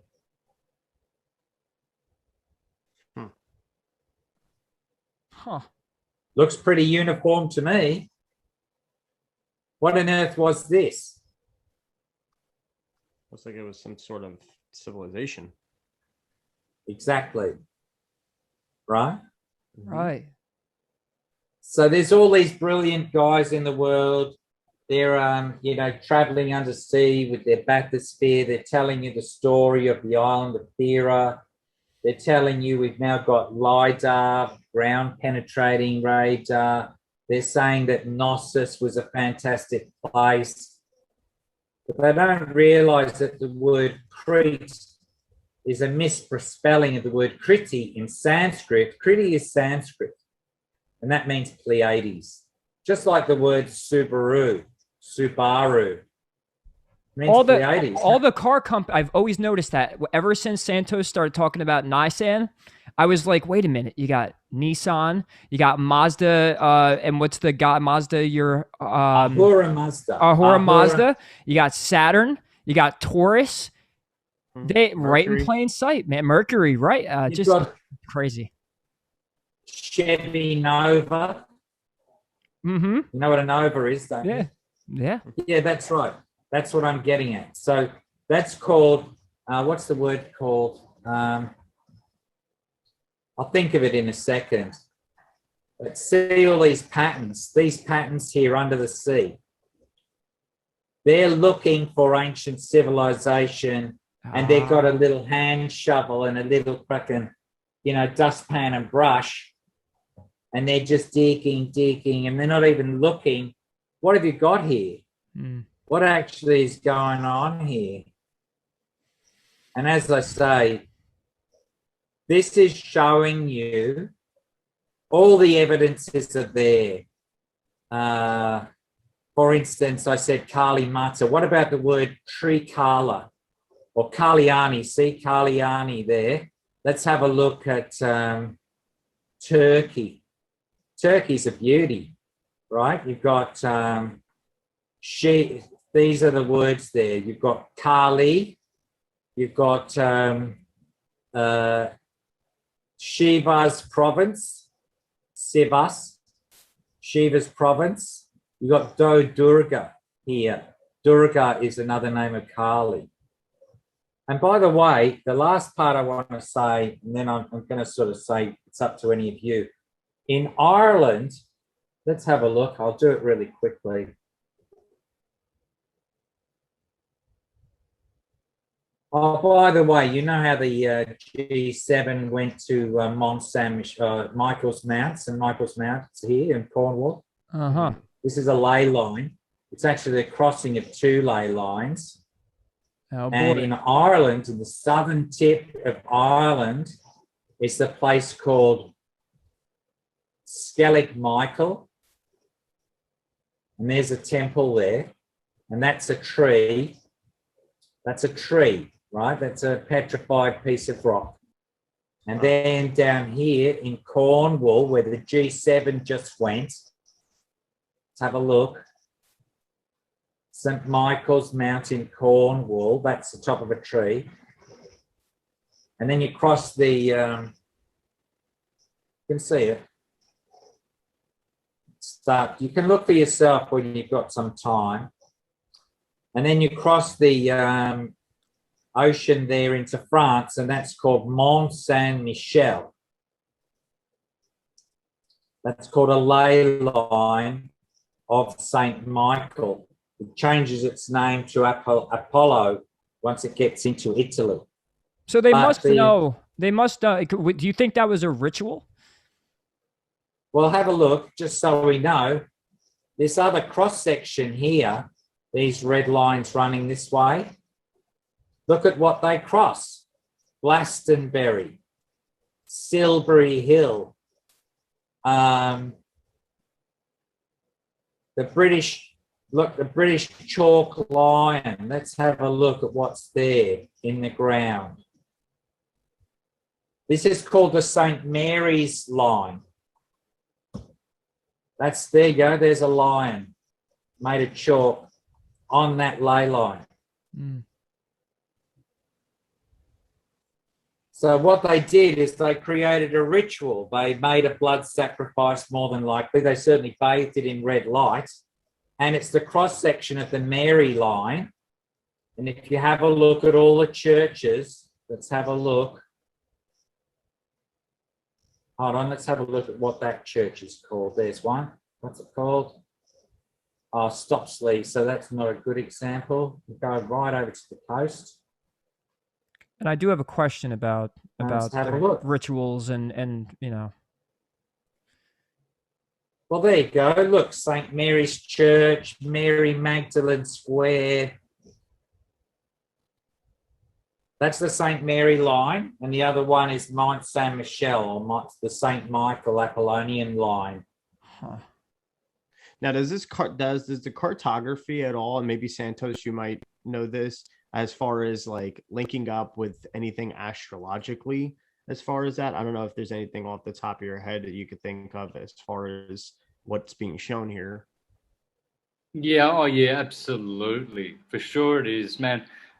Just where Achintya was before, down in Somerton, there is the Glastonbury Zodiac. I've done a whole presentation on it. In fact, if you go to my YouTube channel and look at punch in the word Glastonbury presentation by Santos Bonacci, you will find that I'm talking about this St. Mary's line and St. Michael's line, and showing how the zodiac is in the countryside there, all the 12 signs, and Somerton is exactly where Leo is, because Leo is summer. So Somerton, right there, is where Leo is. And that's only one of the things I brought out. There's so many interesting things in that Glastonbury presentation that I did when I was there. I'll put the link in our description. Yeah. So just so here's the last part I'll say today, and then by all means go ahead. Yeah, I have a few questions after this. Yep. In Ireland, they say all roads lead to Tara. So there's the Tara. And on the other area there's Tara Hill. And there's a reason that there's so many photographs. Let's have a look. Wait for this thing to render. Let's have a look at photos. See if we can look at photos. Hold on. So in Tara, no, let me just have a look. Let's have a look closer.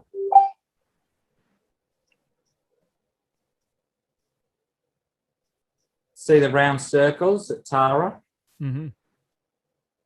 Okay, so what's at Tara? Let's have a look. Torah. Maybe these electromagnetic grids. Off ley lines, No, I'm pretty see, sure, right? Yeah. No, what's in the center there is a Shiva Lingam and a round set of red bricks. Where my cursor is pointing here, because Tara and Tara Tarini. So the Shiva Lingam is the upright phallus of Shiva, and the Yoni is the female anatomy of Kali, the goddess, named Tara in Ireland.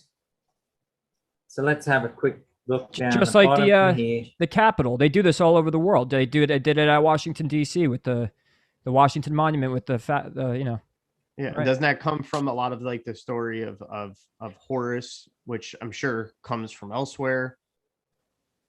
Well, in Sanskrit, the word Hora, Hora, became an Egyptian Horus, which became Horus, which became the word Hours, hours. Hora also gives you the word horizon, right? And you can only see the horizon when the sun is on top of it or in your purview. You can't see a line in the ocean where the supposed Hora zone, get it? The Hora zone. You can't see it in the nighttime. Yeah. But this is an ancient practice. Like this is something that's repeated over and over and over again, and on the ley lines too. Yeah. There you go. See that photograph? So there's a Shiva Lingam in a circle of Tara, the goddess Tara, which is Kali or Durga. That's all I can show you is that Tara, by the way, is half of the word Tata, as in Tara Tarini, which is what I said before. There's twin goddesses. They're twins. Goddess Tara and Tarini. Right. Yep. Tartaria. Tataria too. So a lot of it always links right back to that. Yep. Crazy. And with these placed at these areas and these spots, and we say rituals and we say, blood sacrifices, and they're repeating these processes. Now, what would that have to do with electromagnetics or the effect on human consciousness or the mind itself when they're doing something like this, or it's built like that? And Santos, has number of times has mentioned the Earth grid. What's the effect of these? Why would it be important that I know, oh, this is there and they're doing this? Obviously, I'm guessing there's a polarity. There's a good reason and a bad reason to do these for. But what would be the effect? What would be the outcome of these? Well, if for instance, here in Australia, most people think the heart of Australia is a place called Ayers Rock, but actually it's a place called Wilpena Pound. It's known as Grid Point 44. 44. So besides the two poles, the problem is when they put the ley lines, they're still putting the ley lines down on this shape instead of a flat shape. So their geometry is out of whack because they're thinking they're on a ball earth. So let's just have a look at down here in Australia. Let me see, Australia's down here. Let's have a look at Wilpena Pound as opposed to Uluru. Look how ugly that thing is. Ugh. And by the way, see this here, I'll just show you this, by the way. See this line here? That is the longest, flattest piece of railway in the world. That line is 460 kilometers long.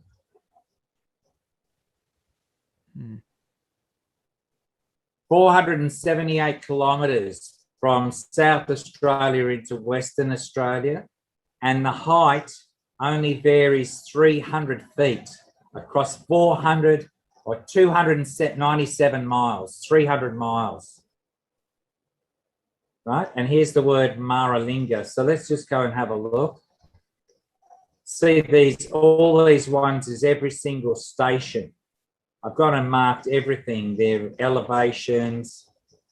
Okay, so here we go. Mount Aruna. Aruna means, remember I said Aruna means the red sun. Aruna Valley. Aruna, red sun. Wilpena Pound. So this is actually the heart chakra of Australia. And this is about 88 square miles of pure crystal, and it's convex. It sits above the ground. It is not a crater. It's not in the ground surface.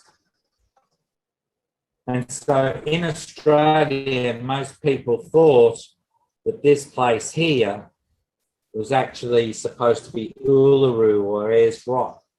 But when you look at the grid, the Becker-Hagen's grid and the Russian grid, etc., all these places converge here. So the ley line grid system was only fully discovered where the grid point was by a guy named John McGovern, and it came from a book called by James Jacob Hurtak called The Keys of Enoch. I've met these folks, all of them. And what I'm saying is that when the geometry is applied, this is the only place where the grid interlocks. That's why it's called grid point 44. So there's the center one, Mount Meru. Then you know how a soccer ball is made of pentagons and hexagons, black and white? Have you ever seen how that's a soccer ball? Yes, sir. It's something for Ray to look into. When you put two hexagons side by side, this being one shape and it joins another hexagon, the angle.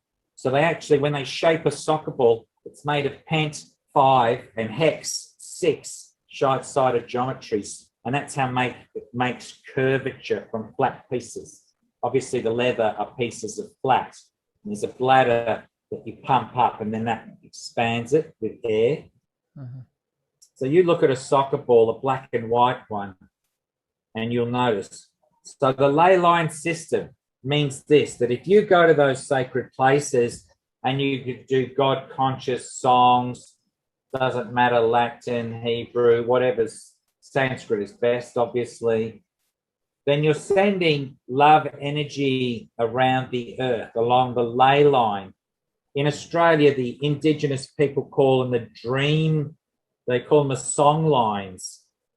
In China, they call them dragon paths. And they're all connected. So if the G7 goes there and does that thing where the Mary Magdalene and the Saint Michael, they go there, they've polluted the ley line grid. Whatever they did there, besides their wearing masks and patting each other and generally glorifying each other as demons, what they did, they must have done some ritual there to taint. It's called tainting. If I get some clear water and I put some red dye, then the red dye will spread and then you've got a colour in the water. And remember, they did the red lighting. So, and what you're getting at with all of these is and it answers my question. It's like an access to the internet of the electromagnetic grid of the world. It's the connection. It's like the wiring system, the etheric wiring system. So if you're doing things at these sites, it's immediately being transmitted quicker and more powerfully than any energy normally does around the rest of the world. So if we understand what's called when they stick the needles in the flesh, Acupuncture. Acupressure. So they're doing acupuncture on the earth goddess, on her nervous system. They're doing demonic acupuncture. They're messing with her natural energetics. Yeah, messing with the channels. Yeah. Wow. Yeah, going into this really makes me really think and realize, and this is why I say it's so important to understand ancient history and just history in general too, because it, like, talking about this, especially with the phallus and everything, and then obviously referencing that back to Horus, and then also how it is in Sanskrit, you know, things like these locations that are set up either on these ley lines or in some sort of geometrical pattern. You know, it seemed like places like even like Göbekli Tepe, like how they line up too, because that whole phallus thing as well, with the ley lines, and it also lines up with I think the sword of Orion's belt. I think one of the novas in it. And there's a lot to be learned about the energy coming from that nova. And it's like, you know, it makes you wonder if higher elitists or whatever on this earth are aware of those things, how are they harnessing this energy? How are they possibly, you know, how are they also possibly keeping us in the dark about more of this universal energy, this free self-sustaining energy as well, that can be used to even power our grids and everything? Well, I think in real terms, Gio, is that we have become so aloof from our nature that we put animals in pens, in penitentiaries, in pens, in prisons. We use things like a Judas goat, and the Judas goat leads everyone into the slaughterhouse, but he goes back out of the side. He's got a side door. So whatever they're doing, they're trying to do bloodletting. They're trying to do dangerous magic. And you know, this brings me to my next question then. So with the magic they do, and I've always been curious because I've never heard even Santos talk about gematria much. Do they do these rituals? Are they by numbers too? Do they know that language as well? Because I know that involves with the Kabbalah and all that. When you kept saying 44, my name Ray equals 44 in gematria, and ever since I started learning gematria, I start to see the same numbers everywhere and how it connects to my life and all. But I also always wondered, do the numbers actually represent some sort of frequency? And when they're doing this black magic stuff, is it like, are they doing it intentionally, or is that kind of like the code of the universe going, it's them? You know, is it unintentional and it's just like the binary? I don't know if you know much about it, but because that ties into these rituals as well, all the number stuff. I watch the Gematria Effect all the time, and he's always talking about all these coded rituals that they do. So on top of this, I mean, it would just add another layer. Is it something that's possible?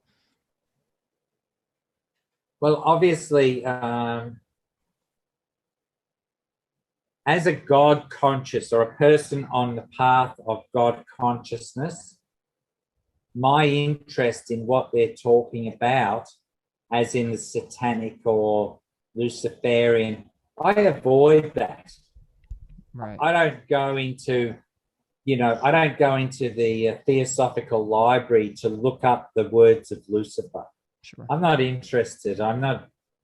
But should we become aware of it?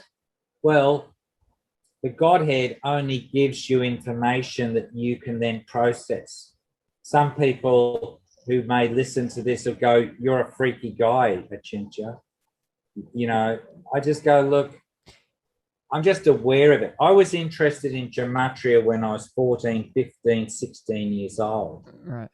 I understood what was going on, but I didn't read the Bible and then do the whole gematria thing because I'm a generalist, not a specialist. Mm. I'm a jack of all trades. I want to know how sacred geometry, I want to know how 432 sound vibration in hertz. Read my mind. I want to understand I want to understand those sorts of things. So if you remember, I said when we look at my map that Om is there as a symbol in 24 different scripts around the clock. I'm looking for those sorts of things. I want to see holistic interest and not, oh, my Om symbol is better than your Om symbol or some shit. And I get it. So like with the podcast, a big goal of ours is to have these different areas and perspectives and just to understand them. It's why we call it the daily transcendence, because we're looking to, not that we're just transcending, but we're transcending the information and we're transcending things that are occult. And with something like that, my goal would be to understand that it actually just has a validity and that it is part of these practices and energetic practices. So because I just feel like if you just think in the terms of energy, you'll understand all this stuff way more. You'll get like, how could they kill someone and it's by a number and it happens on a day and the numbers matches up? It's like, well, because it has a frequency. And so by understanding it and at least having some sort of validity of it, it gives me the ability to show people or teach people. And then that maybe will technically can remove a layer that they would think is crazy. They call, you're not the only guy that gets called a whack job. And me and Gio will probably get called it 1,000 times. Santos, definitely, you felt it before too, but it's like our goal to get maybe a little more deep on understanding the validity so we could show people it's not as crazy as they think it is. Also to see what you're up against too. Know thy enemy. Well, the thing is, my business is to serve community. How I serve community could be, thousands of different ways. It depends on what opportunity to serve community there is. But I'm interested in hearing from elevated souls and then repeating what I understand of what was said. I don't try and decipher what's being said. It is, comprehension, and it's internal. And what I'm trying to share to you is I'm only here for a short time. I may come back without a doubt, but I have no memory of who I was in the past. That's generally the problem, that we're, in the being born through the birth canal. The Vedas say that, while we're in the womb, we're praying, oh, don't send me there again. Don't send me there again. Please don't send me there again. I don't want to come back. Yeah, that's right. So we may as well do our duty and get it over and done with as soon as possible. Sure. Yes. And I actually, by the way, because I have 432, I've been playing my music in 432 for probably 6-7 years. I was called a quack for a long time with that. And then I saw that Santos did it too with the flamenco. And one of these days I got to get on a track or I got to have some jam session with Santos and all that with the 432. But I definitely, even with that, I've experienced that. You could feel that with my ears, like there's no need for explanation. Something like the tone of 432 and all that really does have an experience to it instead of diving too deep. So obviously a very important thing as well. I promote my music and everything I listen to in that tuning too. So it was cool that it was on your map, how it connects. It's so connected to everything. Yeah, because it's Vedic mathematics. It's 4 times 108. See, that is the issue. If you do get a chance, Gio and Ray, have a look at the text of what I've actually said on the bottom of that map. I will say this to you. I looked to see if there was a book, a guideline book on how to make a map, and I found that there wasn't any such thing. I then interpreted that I could put any text I wanted in the white area around the circle of the map.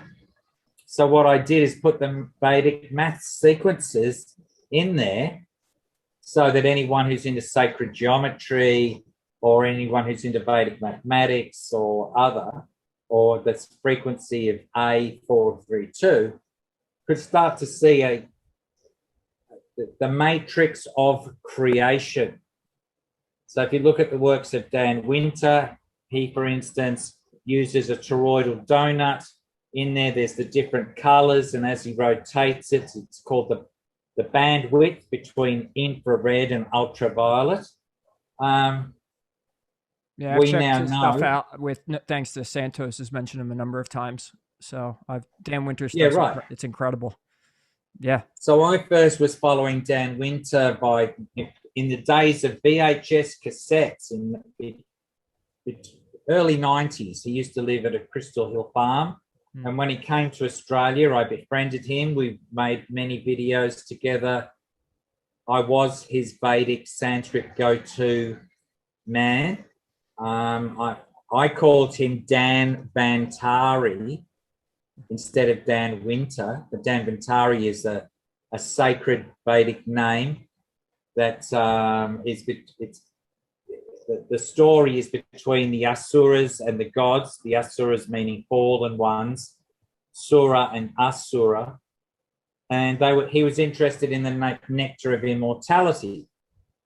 And that's what's in the pot of Dan Bantari. That's the nectar of the elixir of immortality. But I haven't spoken to Dan for a long time.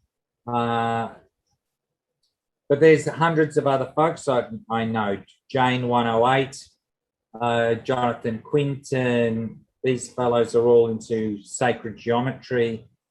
But as soon as I went flat Earth back in 2015, a lot of people sort of said, you're a bit weird, a bit more weird than usual, perhaps. But I'm very, very satisfied. That's why I put in these markers, these red lines in my Google Earth. Let's have a look. Anyone you want. There's the distance, show the elevation, and it's going to show you that the water's totally and absolutely flat. That's 1,000. That particular line is 1,300 miles long. I don't know why it's showing that. It's just jumped into what's called, that's the sea floor. That area there must be the sea floor that it's reading. Yeah, it says minus. So there is, we know that there are anomalies in Google Earth. Mm-hmm. We know that for sure. So just press another one. Here we are. This distance here, what's the distance? 859 miles of flat Earth, flat water, wow, straight across the Atlantic. So and I've never heard anybody speak of this either. I mean, Santos, have you heard anybody ever talk about this area of the flat Earth? I have never heard a flat earther talk about this. Well, I don't, number one, I don't repeat what other flat earthers have said. That's their data. So if you look at people, you'll see, I can't think of his name just at the moment, the guy who took on NASA, and all of his podcasts are about NASA fails and NASA this and that. Jerenism. Yeah. Yep. I invited Jeren to come out to Australia when I found that flat Earth map in the water. There's a flat Earth map in Sydney. I found him because of Crow. I found Jerenism because of Crow, and now I'm actually talking to Jason from Secrets of Saturn and that whole group. I'm starting to talk to all them. I might be doing a music podcast with Jason, but yeah, I know him very well. He was on the episode with Crow that he did was incredible. I haven't really checked out much of his own stuff, but so my point is that what I'm saying is I'm not criticizing anyone, no, or anything. I'm not boxing them. What I'm saying is that they pursued a specialty and then put the blinkers on, that's what they focus on. And I'm interested. I haven't picked up the Vedic books and told you this is the verse, it's in such and such a chapter, and it's such and such a verse. Here's like the big picture. You're gathering it all into one, kind of an idea of like syncretism in a sense. Right. I want to be self-realized in my own right. Sure. Right? That's what I want to do. I want to be able to boldly go where no one's gone before. And the reason is because I'm someone that should be going and looking at that. And then I show you, hey, by the way, I found this. And if it, I'll just show you what I'm looking for. Here we go. By the way, if you like what I'm saying, then maybe we can communicate again. And if you think, well, he's too much of a whack job or he's so out there. No. LSD pills. No, this is definitely. So my point is that. Crazy. It's crazy that it's real. That's what I'm saying. The crazy part isn't that you're assuming this stuff for what it is. It's you're showing it. So that's what's crazy. That it's actually a reality. And that it's hidden and that all this stuff goes this deep. So this here is a part of Sydney. This is the Commonwealth Bank. This is the Rabobank, and this is PricewaterhouseCoopers. And in the central part here is a garden. It's a 9-pointed. They say it's a waratah flower.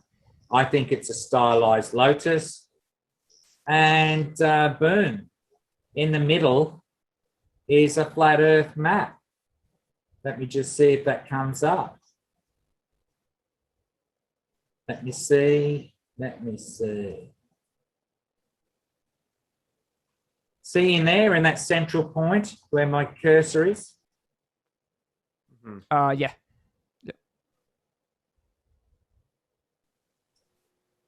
That's 7 meters across. It's laser cut stone and it's got water in it.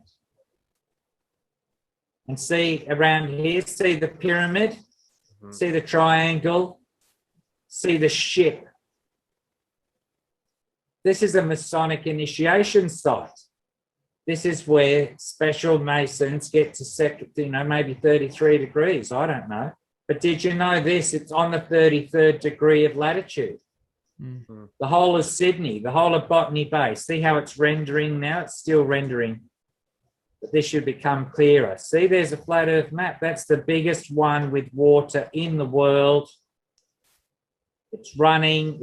This is laser cut flat stone. There's a sundial. Seems like in the middle you can see that line. And see here in this other area, they've left the details for everyone to find out, but who would go to Sydney and find it? Well, a whack job like me. They'd go and find it. Like all of us. See? In the closest and the biggest flat earth map in America is at Love Field Airport. You know Love Field Airport?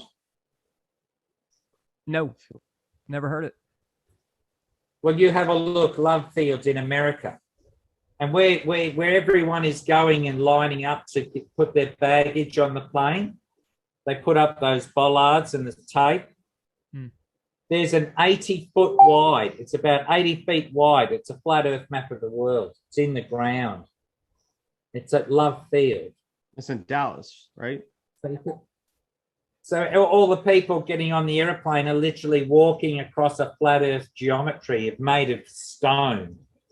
There's even brass lining as the borders between countries. It's fully coloured. You look it up, Love Field Airport. Will do. But this is the only one in the world with water. There's actually water here. And that's at a place called Darling Park. Right smack in the middle of Sydney Harbour. So, of course, everyone knows the Botanic Gardens and everyone knows the Chinese or Japanese gardens. There's Chinese ones, Chinese Garden of Friendship. The tourists all go there, but no one ever talks or does a doco on this place. And I'm guessing it's not the There only it one. is. There's the flat Earth map of the world. Let's see. And what's really amazing, No, I at don't this know. point, it's very obvious. It's I just really don't know. But what I will say is this: these people come out of these.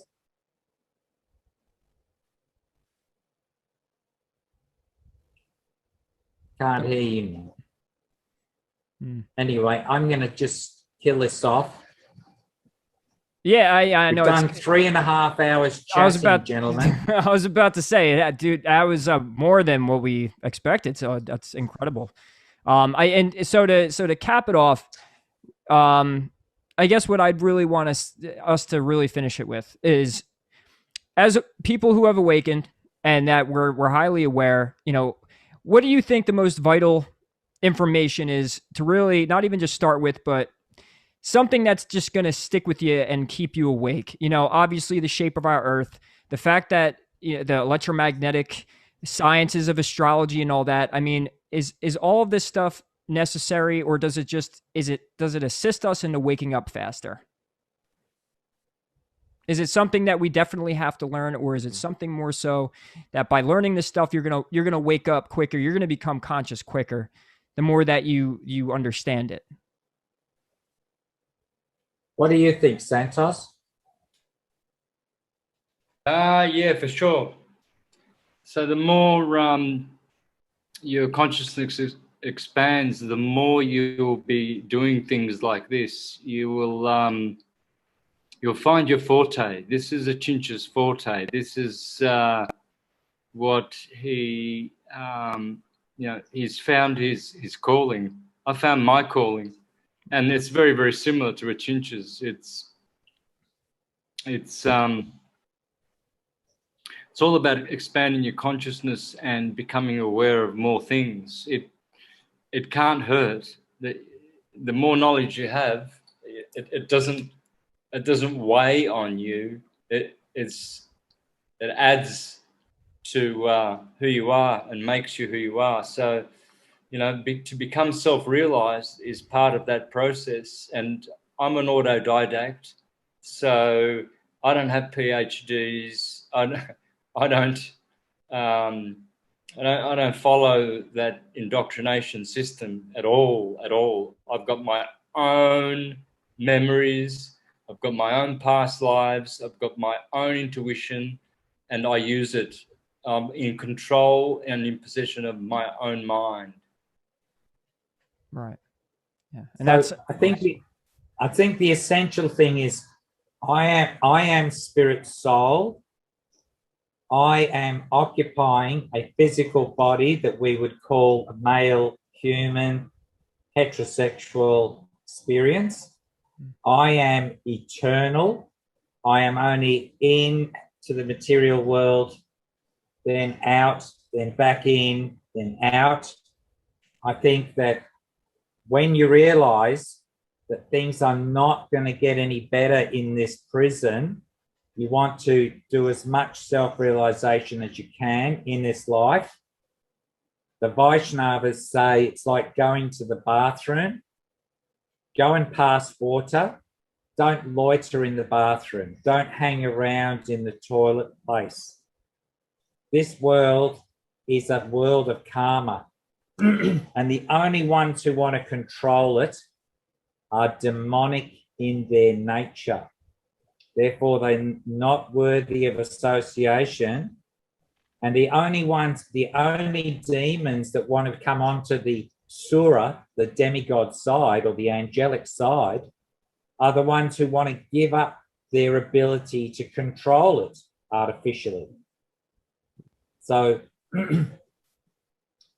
I'm here for a short time. I've always wanted to find out the truth. I realized from when I was young, like 11 or 12 years old, there's all this false nonsense everywhere. My parents have wondered about me in the past. What the heck are you doing? You're like an embarrassment. We can't understand you. Yeah, but you're only my mother and father in this life. How many mothers and fathers have I had? And why am I still coming back here? Why was I indoctrinated to think this is real? Why was I indoctrinated to think that going to work and paying our taxes and getting a PhD in a school, or why any of that was fucking real? It's not real. It's their game. They control the narrative. And if you want to be subservient to that, you say, yes, sir. Yes, sir. Yes, ma'am. Right? Mm-hmm. And you follow your orders and you're told what to do. And every time you do that, every time you raise your hand or some sort of, you lose your own power of deduction, of service, etc. So my business in the world is, if I need to go to the bathroom, I go there for a short time, do my business, get out. You know, they say that if you found a gold coin in the latrine, latrine means a place where men pass water, just for Americans' sake.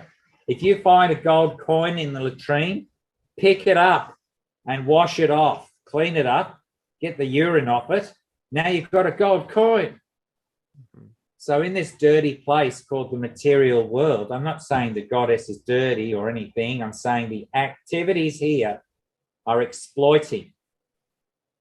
You know, that's why they have slaves. That's why they have servants, but servants of ignorance.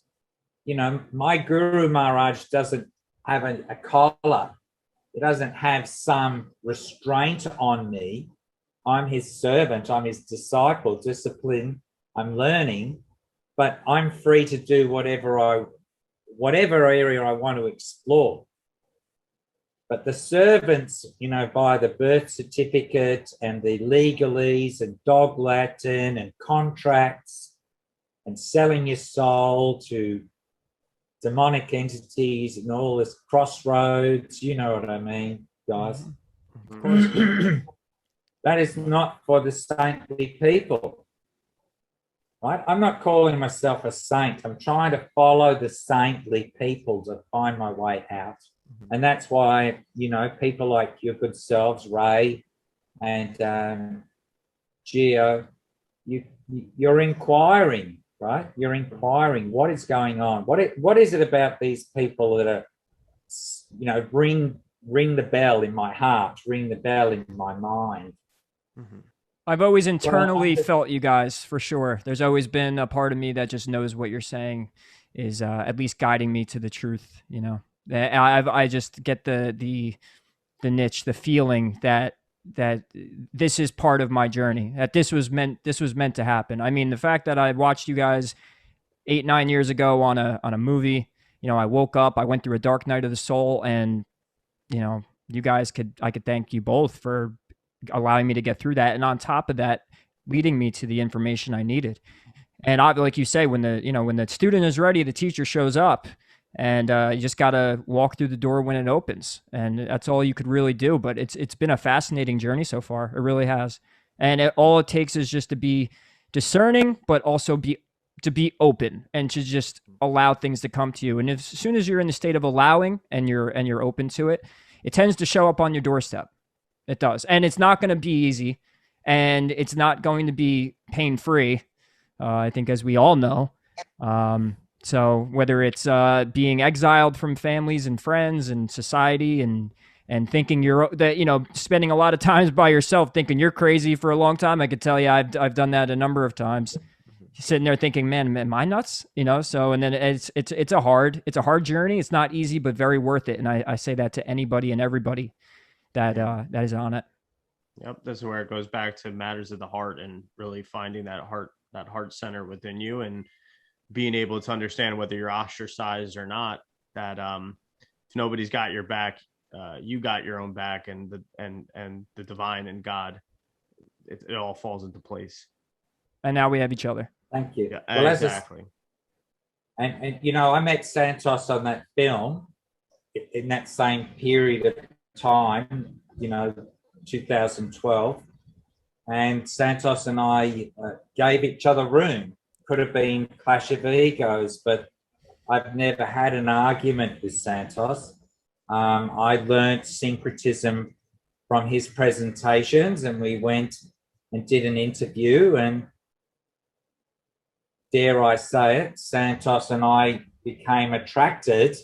We're totally different people in real terms, but we're definitely respectful. We're all ears to what each one of us says. But you guys are definitely fresh. You guys are fresh in the world of inquiry. Anytime you want to, I can do this anytime you want. Help understand and hopefully what I've said, some of the things I've said are points of inquiry. The aliens can't come into our realm through the dome. They're coming up from their realm, which is denser than ours.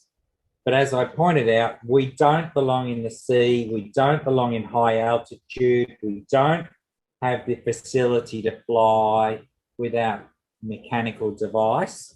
We are earthlings, literally. Can't go too hot, can't go too cold. So when they say things like, oh, they know more about the moon than they do about the oceans, well, I don't know if that's entirely true, but they certainly don't know much about the oceans. And whoever's running Google Earth, to leave that sort of data on Google Earth of all those lines in the sea and all the rest of it, you've got to, they tell you that straight lines don't work in nature. Well, there's all that straight line. You just press the B side. When you make a measurement, you press the B side of your mouse, you press show elevation profile. Mm-hmm. And it shows you this straight line. It's right there. Everything is there for us to find out and go with it and spread the data, spread the information. Well, at the as we're now, we've been in the age of Aquarius or entering it, or at least on the cusp, and I think this we want this to happen more and more, and you guys are surely going to stay our mentors for a long time, whether it's directly or indirectly, and we're always going to be here to ask questions and want to have conversations. And last time when we did with Santos, there was the eclipse. And things went a little awry and a little off, and we only got a half hour, but we were looking forward to talking to him too, you as well. And we're looking to do this as much as possible, especially when we have some sort of information, because we think it's our due diligence and our service to pay to the world, and as Santos is doing. And I always thought about it too. It's like, you guys got to repeat the same stuff over and over again, and that alone is work. That alone to and I especially with Santos, because I watch all the podcasts you do, and I'm like, I watch, I go, he said this like 15 times, 20 times, hundreds of times on other, it's like, what am I going to say to him? But it's a matter of just allowing the conversation to take us, and that's how we're going to find new information. That's how we're going to find new discoveries. It's just a matter of conversing and sharing energies. And as long as we keep doing that, I'm sure we'll be guided, and I feel right doing it. So whenever you guys want to do this, me and Gio are looking to do it as much as possible. Maybe not at midnight. I understand that with me and Santos and Gio right now. It's he is 12 and 1. But we can find some times that are a little more regular, and then we could do this. And I don't mind. I don't mind doing this for hours on end. So. Yeah, getting more focused in a focused topic, either one of anybody's choice, or even just to elaborate on current events and really make the connection as well with, maybe some current things people are actually facing, and to really be able to give that insight as well. But it's definitely awesome and a huge pleasure to be able to get all of us here and have this conversation. It's just, it's amazing. Right. All right. Well, nice to see you again, Sanatan, and Raya Pari, and of the angels. Yes. The Angelo. Yep. Right. That's God correct. bless everyone. Yes. Thank you, Achintya. Thank you. Gentlemen, we'll be in touch. Santos, you'll probably be getting an email from us at some point, and we could do this again, and or all four of us, or whenever, whoever and whenever. But as long as we do it again, we're looking forward to it, and we appreciate you guys again for coming on. Yeah, and thank you, Santos. I know you're very busy right now too, so appreciate you doing this as well. Yeah, we see you. Sure. My pleasure. Thanks, guys. Awesome. Okay. Hare Krishna. Until next time, guys. God bless. Bye.